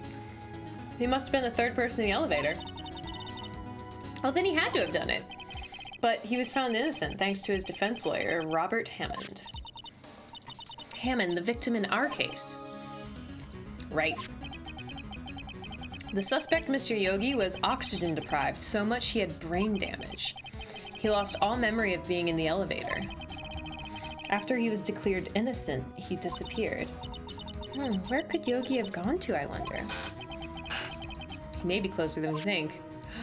Oh, it's the dude! It's the crazy boat keeper. That's gotta be him, right? I guess I know generally what happened to DL6 now. I still don't know what sort of impact the whole thing had on Edgeworth. Nick, are we going to take the whole file? There's too much. We'll never get it out. You're right. How about we just take what we think we'll need? Okay, DL6 file added to the court record. It's probably all we'll be able to find here. And all that's left is the trial tomorrow. I wonder how Dad will do testifying in court.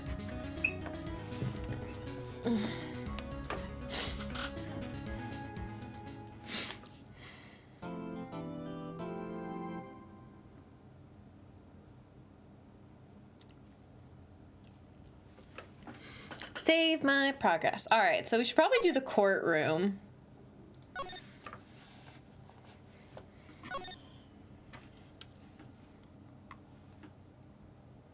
That thing's stuck in my teeth. Sorry. I'm like, if we're gonna keep playing, I might need more of a snack. I could get my cup of cheese. Oh my god, I could get a teacup of cheese. Okay, wait. I will be back. I'm getting a teacup of cheese. I'll be right back. Don't go anywhere.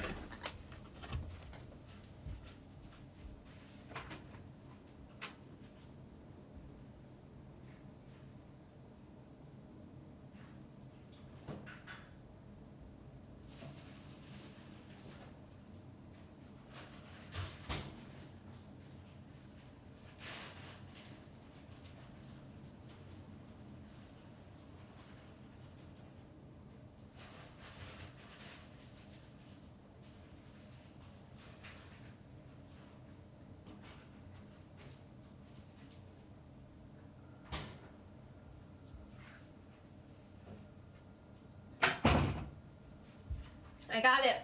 I got my teacup. Teacup of cheese. Teacup of cheese.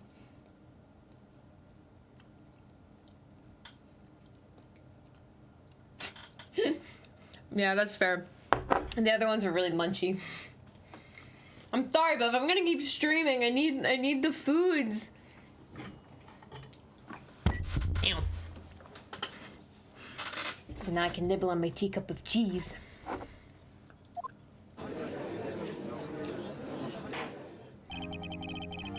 Court is now in session for the trial of Mr. Miles Edgeworth. The defense is ready, Your Honor. Very well. Apparently the prosecution is also ready. Who's the judge here anyway? Mr. Von Karma, your opening statement. Very well, no opening statement, so... Not so fast, Judge. I was taking a meaningful pause before speaking. Right, of course. A prediction. Today's trial will end 3 minutes from now.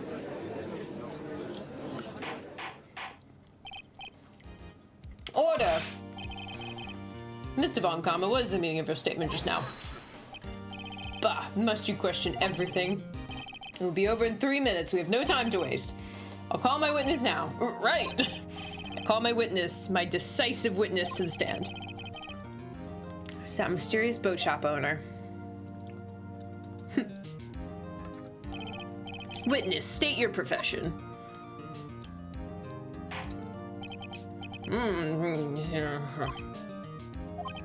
I am the proprietor of the restaurant Wet Noodle at Gold Lake. And I also rent boats. The night of the incident, you were in the boat rental shop, correct? Yeah, yep, I was. Please testify. Wait a second. We still haven't heard who this old guy is. Raise an objection. Wait a minute. The witness hasn't stated his name yet. Because I did not ask him, Mr. Wright. I've predicted this trial will end in 3 minutes. Stop asking trivial questions and cooperate. I think the name is pretty important. The witness will state his name. Well, I'm not really sure. What do you mean? My memory? Your Honor, the witness does not remember anything beyond the last several years. Ergo, he cannot recall his own name. Can't recall, you say? Yes, but the incident in question took place 3 days ago. He can testify. Very well. Let's hear his testimony then, shall we? The night of the murder. It was the night of the 24th, just after midnight up. I was in the restaurant where I rent boats as usual. Then I heard a bang up. When I looked out the window, I saw a boat just a-floating on the lake. Then I heard another bang. Just about then, the boat comes back to shore and a man walks to my window. Very well. I'd like to begin the cross-examination. There is nothing to question in my witness testimony. Ergo, no need for cross-examination. Besides, there are only 10 seconds before our 3 minutes are up. Judge, your verdict now. Yes, Mr. Wright. What? Cross-examine? What are you saying? Of course I'll cross-examine the witness. Very well, you may begin. Why is he so frustrated by that? Excuse me, Mr. Von Karma? 3 minutes just passed. I see. Well, then let's just take our time. You may cross-examine the witness. So silly. Okay. And then the 24th, just after midnight. Just gonna press everything. Just after midnight, you say? Yep, just around then. Are you sure? Pretty sure. When I talked to you yesterday, you were rather vague about the time. I'm surprised you seem so sure about it today. I asked him and he remembered. Isn't that right? Don't glare at me like that. I remembered it clearly, I did. You see? Continue. In the restaurant, in the boat rental. Is there anyone who can verify that? Well, I guess Polly could. That's not good enough for a court of law. Mr. Wright, exactly what's not good enough? Your Honor, this Polly is a parrot. A parrot? Don't be so hard on the girl, Keithy boy. The prosecution concedes that we cannot prove the witness was in the shop. Witness, please continue. It's a concession, at least. Heard a bang. And where did the bang seem to come from? From the lake, I figure. Are you certain? Yep. Good. Continue. Looked out the window and I saw a boat just floating on the lake. Ooh.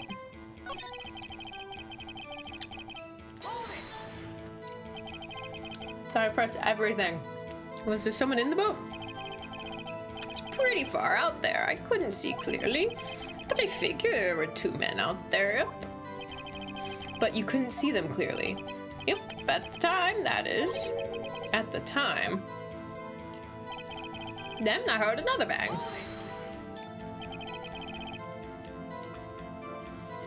So you heard 2 gunshots total. Yep. That's what Lotta said in her testimony yesterday.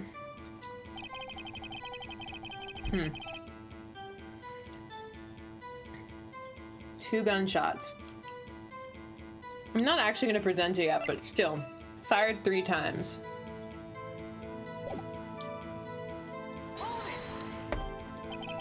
By your window? Yep, by my window, right outside the window of my little shack. And could you see the man's face? Well, the fog was pretty darn thick, but he was right there in front of me, and I saw him. This is a rather important detail. Please add it to your testimony. Tisk, tisk, tisk. I have a bad feeling about this. That man was the defendant. He was saying, I can't believe he's dead. Are you sure? Uh-oh. Dad!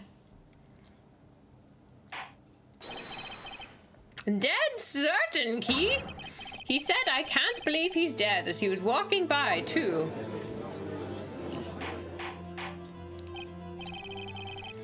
Are you sure the person you saw was Miles Edgeworth?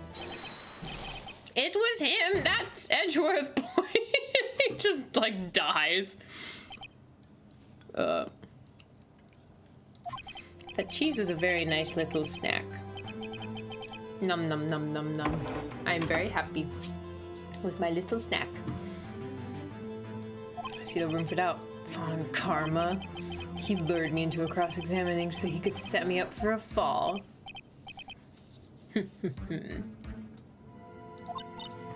Nick, I don't like the way things are going here.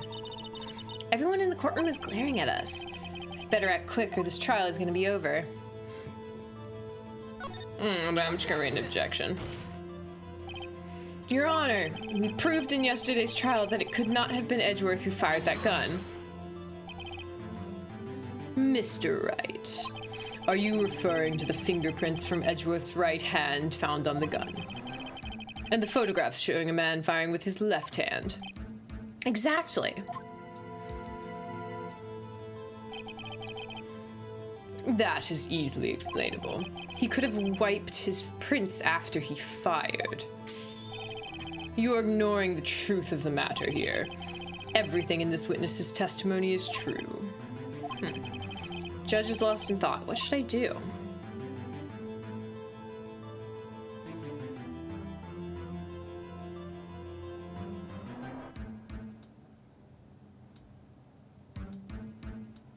I don't know what the objection is going to be, but I feel like I gotta at least try. Your Honor, this witness claims that Edgeworth said, I can't believe he's dead. But his word is all we have. If you were telling a lie... Mr. Wright. In a court of law, the evidence tells all. Apparently, you have yet to realize even this basic fact. If you say his testimony is a lie, show us proof. Ugh. Nick, do we have evidence? It's no good. There's nothing I can do. Are you sure? I'm never sure. To be honest, I don't know what to do anymore. Please, can you hear me, sis? Please. We need your help. Nick needs you. 3 minutes was perhaps too high an expectation. However, 15 minutes isn't bad. This must be a new record. Enough. The witness may leave the stand. This court sees no reason to further prolong the trial, nor is there any need for more time to decide the case against the defendant. This case is extremely clear. I see no room for misinterpreting. There's still a lot of room. They just won't... Yeah. This court finds the defendant, Mr. Miles Edgeworth.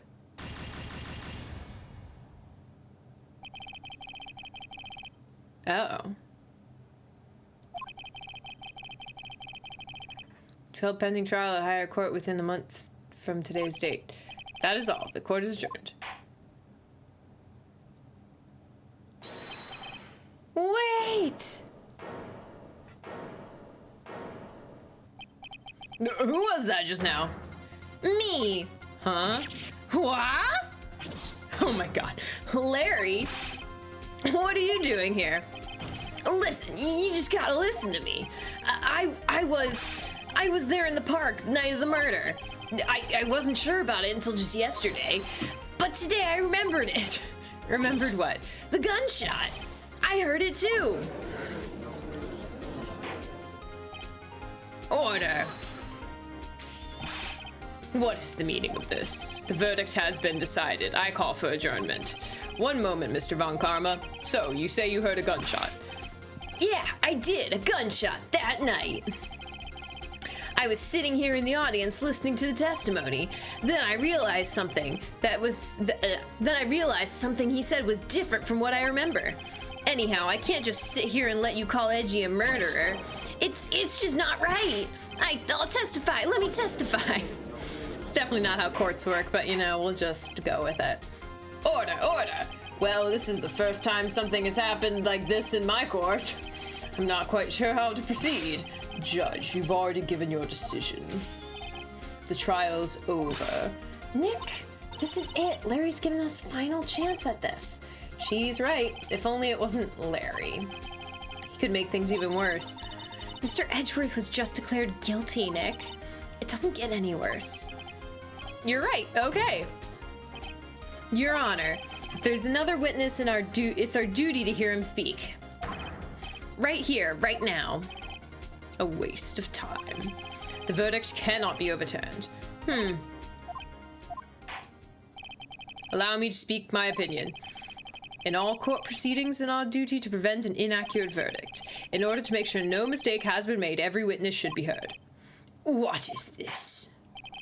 I withdraw my previous verdict of guilty. Mr. Von Karma, I order you to call this witness to testify. Now. What? The court will adjourn for 5-minute recess. After that, we will hear this new witness. That was a lot of banging on the gavel.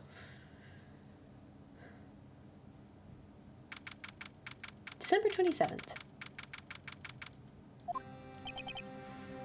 Whew! That was too close. Sorry to keep you on the edge of your seat like that, Edgeworth. I've seen worse. Yeah, right, Edgeworth. You're sweating bullets. I just wonder what Larry plans to say in there.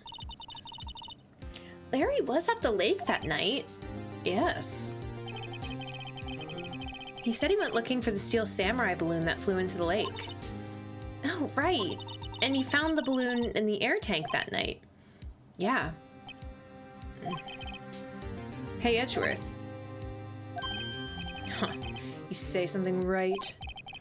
Yeah, a lot of things. You seem out of it. What's wrong? It's nothing. Mr. Edgeworth, there's something I've been meaning to ask you. What's that? Why are your fingerprints on the murder weapon? Oh.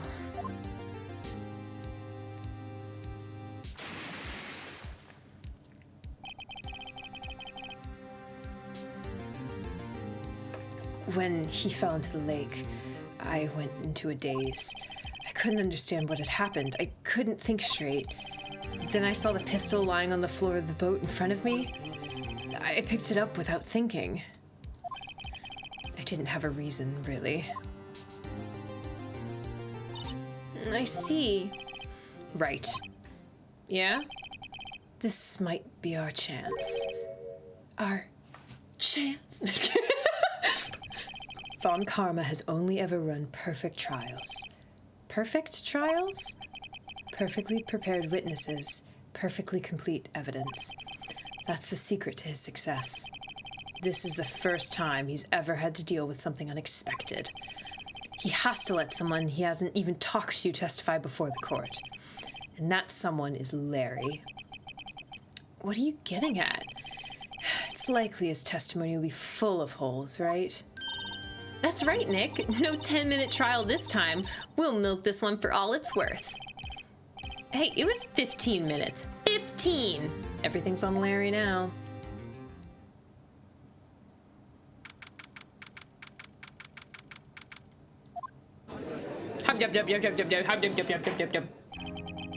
Court is now back in session. Witness, please testify to the court about everything that you saw on the night of December 24th. Right, leave it to me. Please, Larry, don't mess this one up. I hate to admit it, but you're our last chance. Von Karma didn't even have time to prep his witness. I just hope Edwards was right about this being our big break.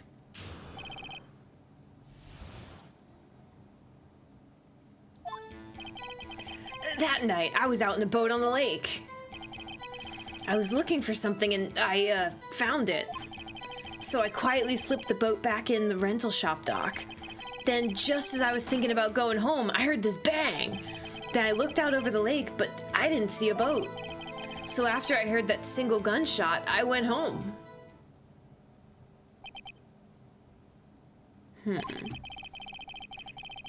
That was an unusually vague testimony, even for this court. In any case, Mr. Wright, you may begin your cross-examination. Yes, Your Honor.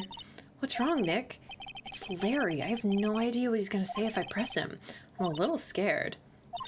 Well, we've come this far. There's no way to go but forward, Nick.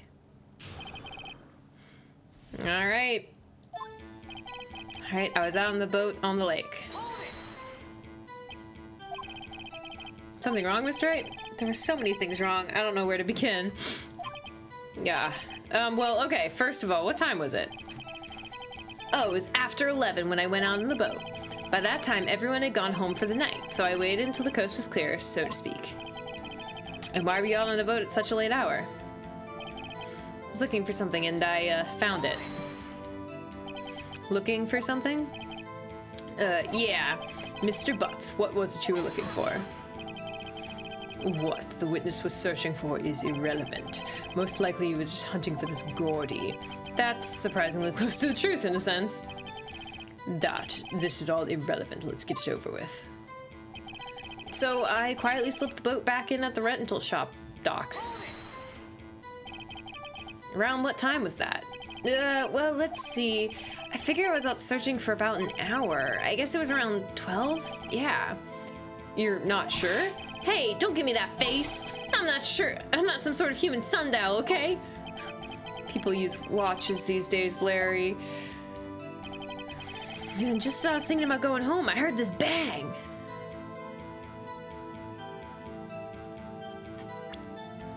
I want to see. So we have a picture. No, not that one. Yeah, an empty lake taken at 11:50. Heard this bang. Looked out over that lake, but I didn't see a boat. Wait. Where did the sound come from? Yeah, well, I wasn't too sure about that. I looked around, you know. Did you look at the lake? Yeah, I looked. I looked out over the lake, but I didn't see a boat. Wasn't there a boat on the lake? Order, order. Well, Mr. Butts. Whoa, whoa. Everybody just calm down, okay? I mean, it was real foggy that night. I'm not sure whether there was a boat out there or not. Okay, no problem. That's just the most important part of this case. So after I heard that single gunshot, I went home. So you only heard one bang, correct? Yeah. Huh. Well, Nick? It was a pretty wishy-washy testimony, wasn't it? I guess I should just start working on the contradictions. Sorry, I wish I could be more helpful. I wish I could call my sister. Okay.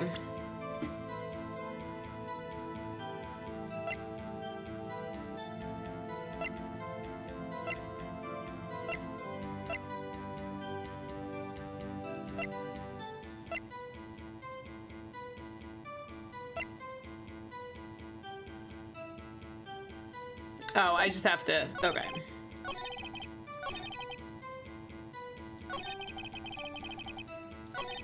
After I heard that single gunshot, I went home. Okay. Present the testimony from last time, the 2 gunshots. Wait a sec, Larry. What? You only heard 1 bang, you're sure? And that's what I said. But Ms. Lotta Hart testified yesterday that she heard 2 bangs. And the old man just now said the same thing. And they both heard 2 gunshots that night. Huh? Were you even listening? Were you paying attention at all to what they said? Yo, Nick, please. Huh? You know something's been bothering me. I'm a witness, see? I'm like a customer here. So you gotta treat me nice and stuff, okay?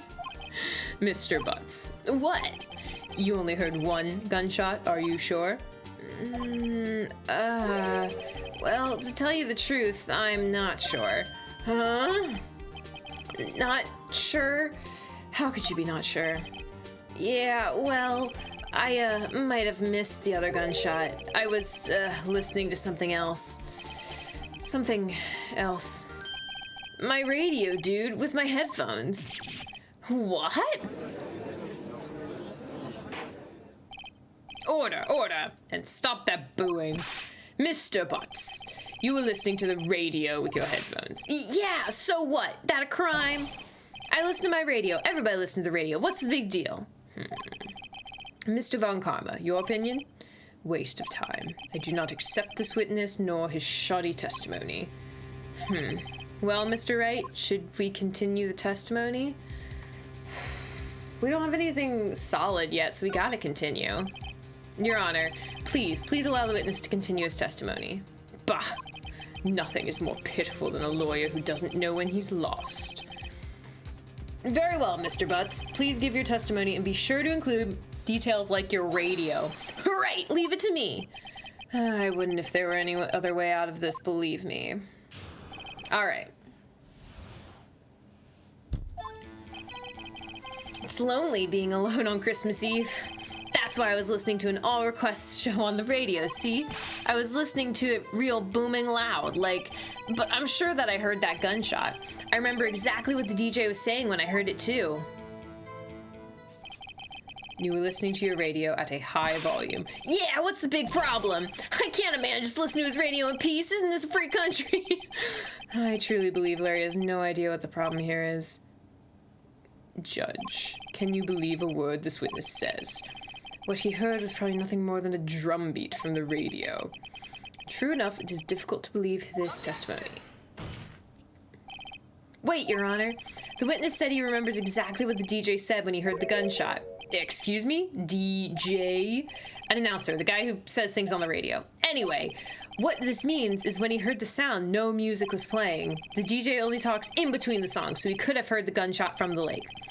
I'd like to cross-examine the witness, Your Honor. Very well, Mr. Wright. I can't believe I'm continuing this charade.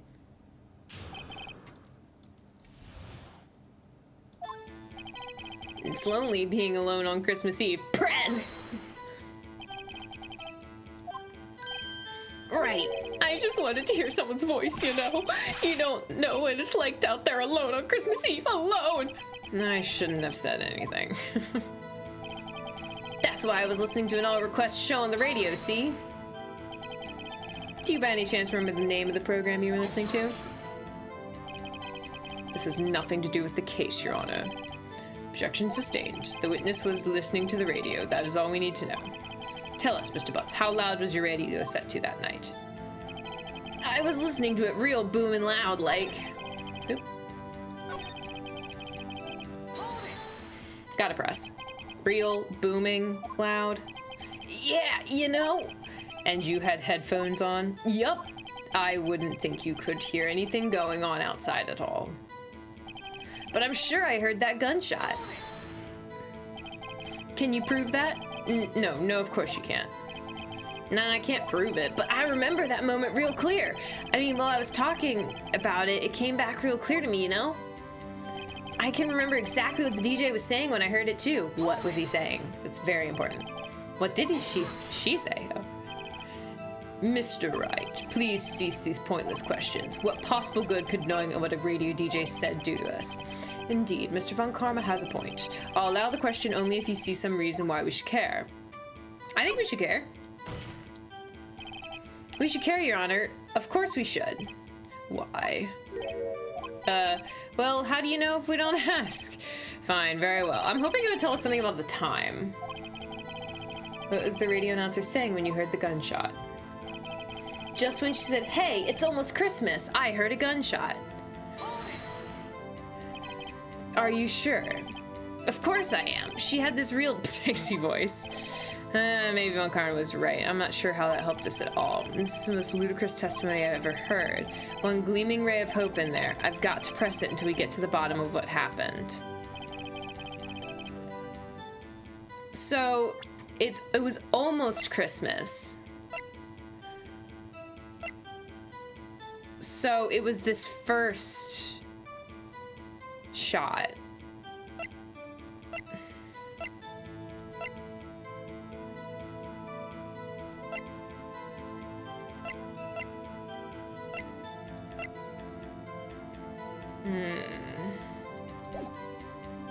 That's what I think. That's why I was listening to an on-request show. Real booming loud. I'm sure I heard the gunshot. I remember exactly what the DJ was saying when I heard it too. Saying, hey, it's almost Christmas. I heard the gunshot.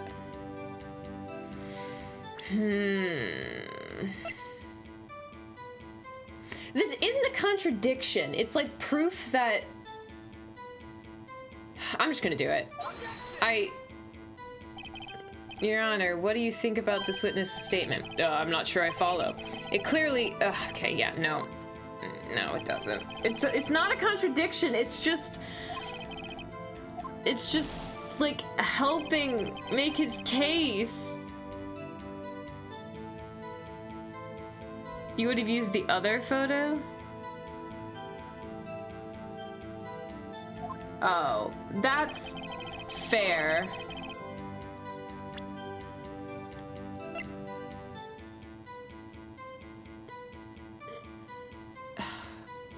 I mean, okay, yeah, you're right. I'm just gonna present it. So my, like, logic in not presenting this one is I'm essentially just proving that he didn't witness the murder.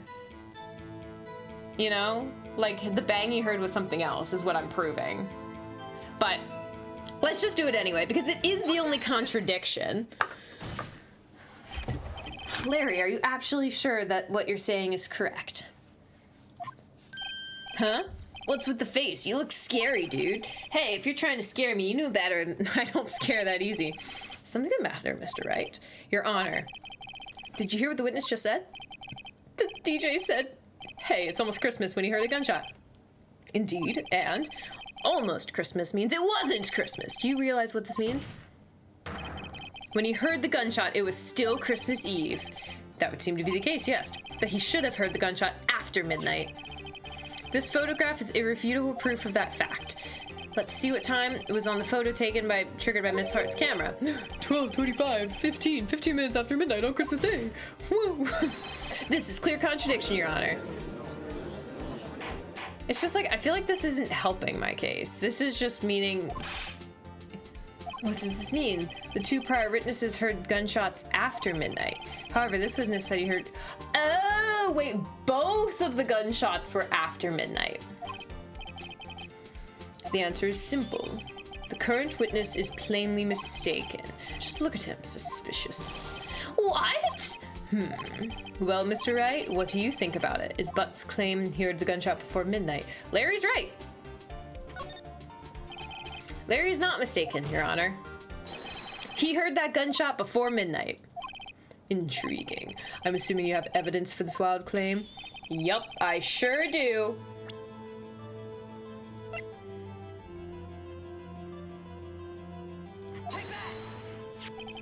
Look at this photograph. It was taken by our witness yesterday, Miss Lotta Hart, with our automatic camera. The timestamp on the photo reads December 24th, 11:50 p.m. Oh. But there's nothing on the lake in this picture. Your Honor, the real issue here is not why nothing is shown in this photograph. It's why this photograph exists at all. What do you mean? Your Honor, this photograph was taken by an automatic camera. That camera was set to go off in response to loud noises. Correct. There was a loud noise out on the lake at 11:50 p.m. That is why this photograph was taken. In other words, when Larry heard that gunshot, it was most definitely still Christmas Eve. Indeed, it would seem that is the case. Then where does that leave us?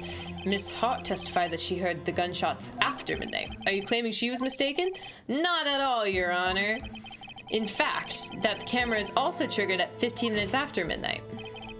Your Honor, that night there were 2 sets of gunshots with a 25-minute pause between them. Why would this be? Don't be fools, Judge. That camera was set to respond to loud noises. Yes? There is no proof that the loud noise at 11:50 was a gunshot. Why? The witness could have sneezed, triggering the camera. Hey, my nose was clear that night, man. Clear!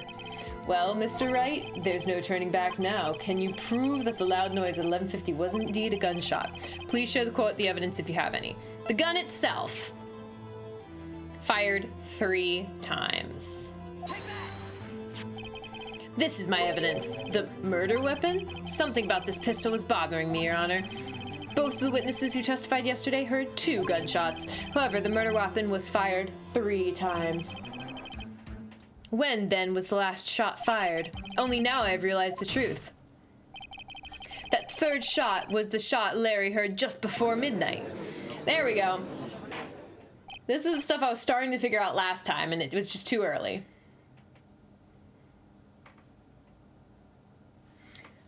And has the murderer shot? That would make sense of the evidence we've seen so far. However, this leaves me wondering exactly what did happen that night on the lake. Exactly. If this is true, there were 2 sets of gunshots separated by 25 minutes. One at 11:50 and another 15 minutes after midnight. Why, I ask you, why? Uh-oh, I better think of something quick. Wait a second. Oh, gunshots separated by 25 minutes? Ah! What's wrong, Nick? I have it. I'm glad he has it, because I don't have it. Huh? Remember the case with the steel samurai? Huh? Yeah, of course I remember. The murder in this case had the same idea as the murder in that case. What do you mean? Maya? Yes? If we don't figure this out now, we'll never return Edgeworth's guilty verdict. I've got a hunch and I'm gonna run with it. Right, I mean, is this safe? Safe? We're already gotten a guilty verdict. We have nothing to lose. Oh my god. I don't know what it is. You just watch and let me know if anything that sounds fishy, okay? Right, Nick? All right, Your Honor. Yes, Mr. Wright? The testimony just now has cleared up this entire case. What do you mean, Mr. Wright? So you finally realized the truth. There can be no other murderer here other than Miles Edgeworth himself. Wrong, Von Karma. A man was shot that night, but it wasn't Edgeworth who did the shooting. Listen, rookie. Take a deep breath and consider the facts. At the time of the murder, 1 boat was on that lake. This was shown by the witness's photograph. The defendant Edgeworth and the victim Robert Hammond were on that boat.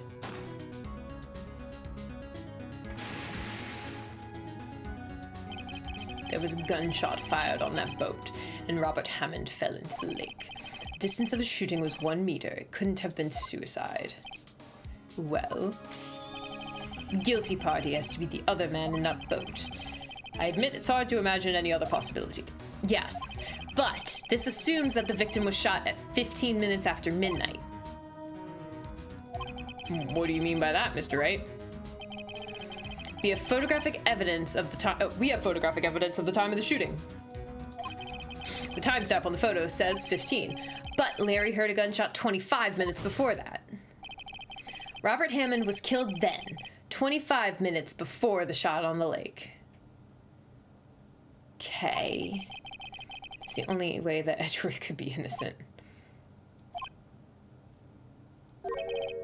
Mr. Wright, are you quite mad? Explain who the two men on the boat are. Oh, I don't know! Edgeworth and the murderer, Edgeworth and Hammond.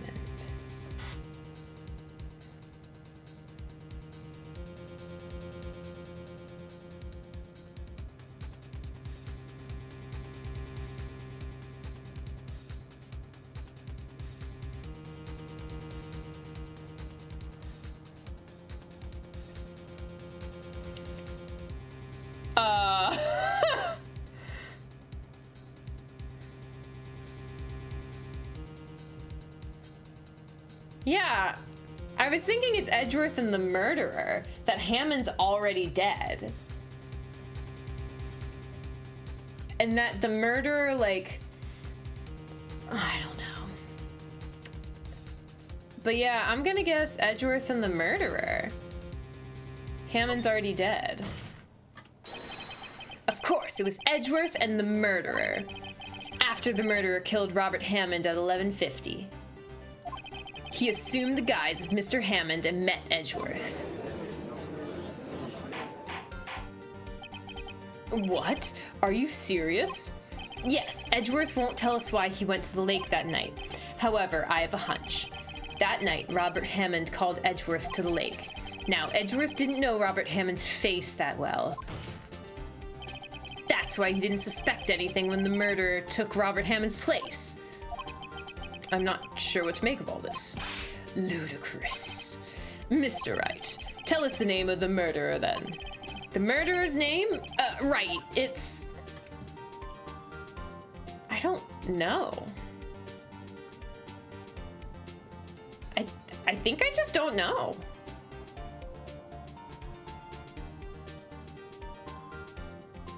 Yeah. Actually, I don't know the murderer's name. You don't know? Bah, again, you waste my time. I don't know because he never told us. The murderer is the caretaker of the boat shop, that old man. Who is... The guy, I don't know. The one... The murderer of Edgeworth's father, I don't know. At 11:50, he was the one who killed Robert Hammond. The caretaker of the boat shop? Where did he do this? There weren't any boats on the lake then. Why would he have to go all the way out on the lake just to shoot someone? May I suggest that the real scene of this crime was not on a boat? What? Well then, where did the murder take place?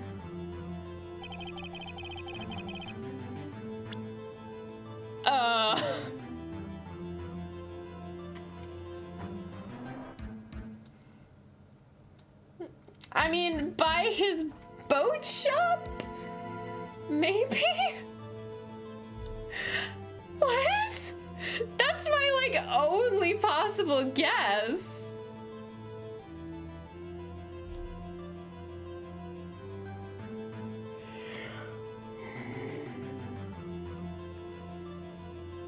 The parrot was repeating weird things. Oh, and like, so he wasn't repeating things that The old crazy man said he was repeating things that Hammond said.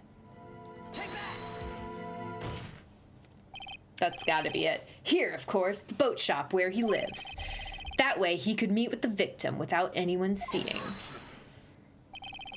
Do you have proof that the boat shop was the scene of the crime? Recall Larry's testimony, if you will.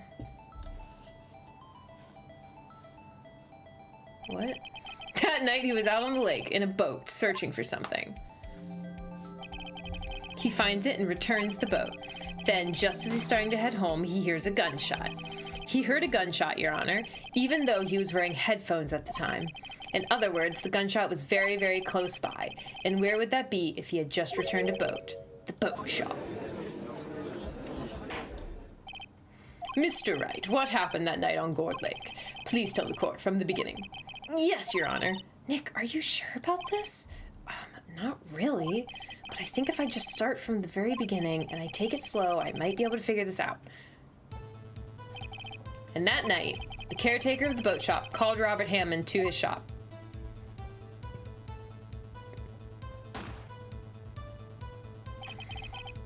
That was around 11:50. That was when the gunshot that Larry heard was fired. After that, the caretaker put on Robert Hammond's coat. He became Robert Hammond. Then he got in the boat with Edgeworth and went out into the middle of the lake. Then who fired the pistol on the boat, Mr. Wright? The boat shop caretaker. Of course, it was the murderer who shot the pistol. He shot twice. Both missed Edgeworth on purpose. Wait a minute. Yes? Why wouldn't he shoot twice if he didn't mean to hit anyone? Details, details. Know this, Mr. Wright. The moment you run out of explanations is the moment you lose. Tell us why the murderer had to fire twice. To create a witness. I believe he shot twice to create a witness, Your Honor. Create a witness? The murderer lifts his pistol and fires one shot. That ensures that anyone who heard the shot would look at the lake. Indeed, Mr. Hart did exactly that after hearing the first gunshot. Miss Hart. Next, the murderer waits a bit and he fires again. Then the murderer jumps from the boat himself, leaving the pistol in the boat behind him. I see. To someone looking from the edge of the lake, it would appear that one of the men on the boat had shot the other. The murderer didn't know about the automatic camera, of course. That's why he shot twice, to draw attention to the boat. Once you realize that, everything else falls into place. The boat shop caretaker swam back to his shop. Then he put Mr. Hammond's wet coat back on the body and threw the body into the lake. This is what happened, Your Honor. These are the events that transpired that night on Gourd Lake.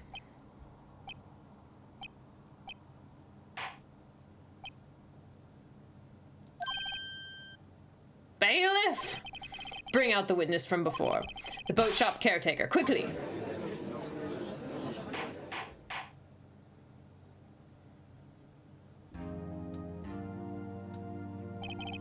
Very well. While we are waiting for the caretaker, I would like to ask the defendant, Miss Miles Edgeworth, a few questions. Mr. Edgeworth, please take the stand. Mr. Edgeworth, you heard what the defense has said. Yes. Well, why did you go to the lake that night? What Wright has said was mostly correct. Astonishingly so, actually. Yes. Several days ago, I received a letter. The letter was signed Robert Hammond.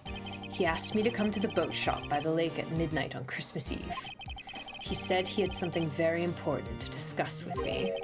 Something important? I'm sorry. I can't say what it was. Your Honor, sir. Bailiff, we are conducting a trial here. I ask that you remain... The witness has disappeared. He isn't at the boat shop either. What? What should I do? Find him, quickly. We cannot allow him to get away.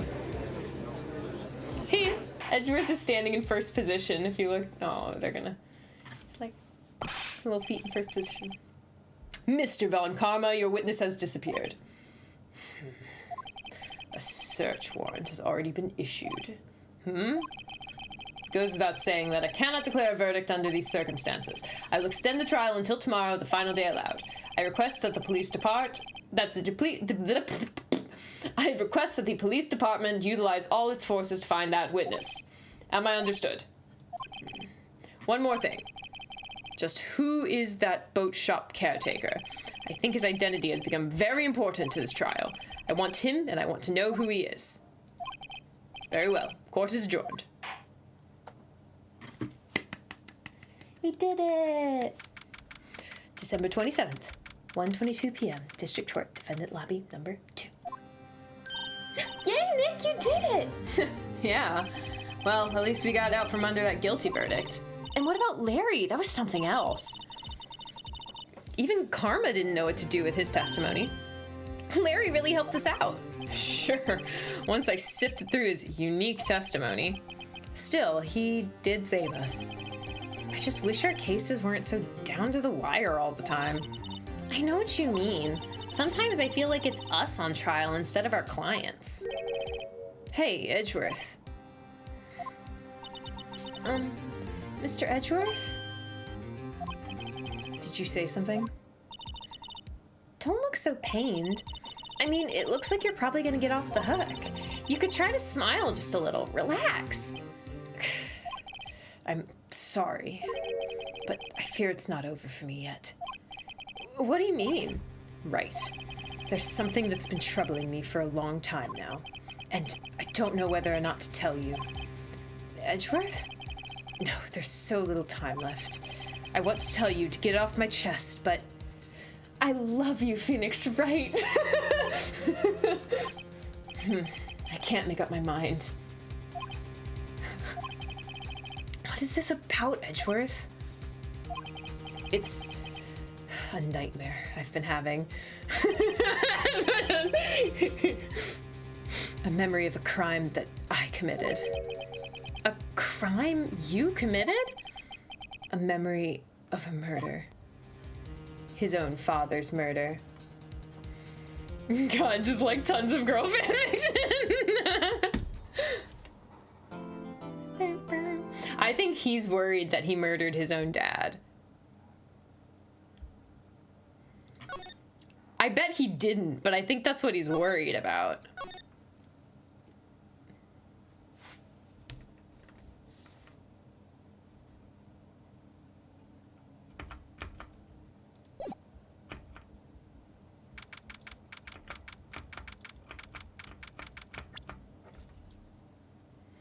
Okay, that's a great stopping spot for today.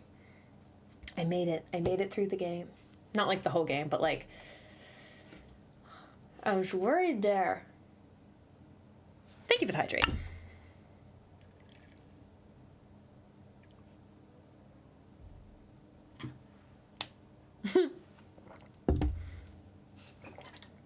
That was lovely. All right, that one didn't go as bad as before. I feel like I've had some bad like times on this game. That one wasn't too bad. I mean, I definitely didn't really know what was happening until he like spelled it out. But, and the mistakes I did make were like, it was one of those things where it's like my logic was actually the right logic, just the wrong piece of evidence. So, ugh. But yeah, that's all for today. We will be back on Thursday, probably with some Planet Coaster. I might see if I can convince Brownie to play It Takes Two with me, but Thursdays are rough. So, and then I'll be in Japan. So yeah, guys better come on Thursday because that's the last time I'll be streaming for 2 weeks. Okay. Yeah, I think that's all the like stuff I have. Okay. I think that's all I have at the moment. So thank you all for hanging out with me. This game is quite fun. Once we finish, oh, actually that's the other thing I might do. Maybe on Thursday, instead of doing Planet Coaster, I'll actually finish up this trial.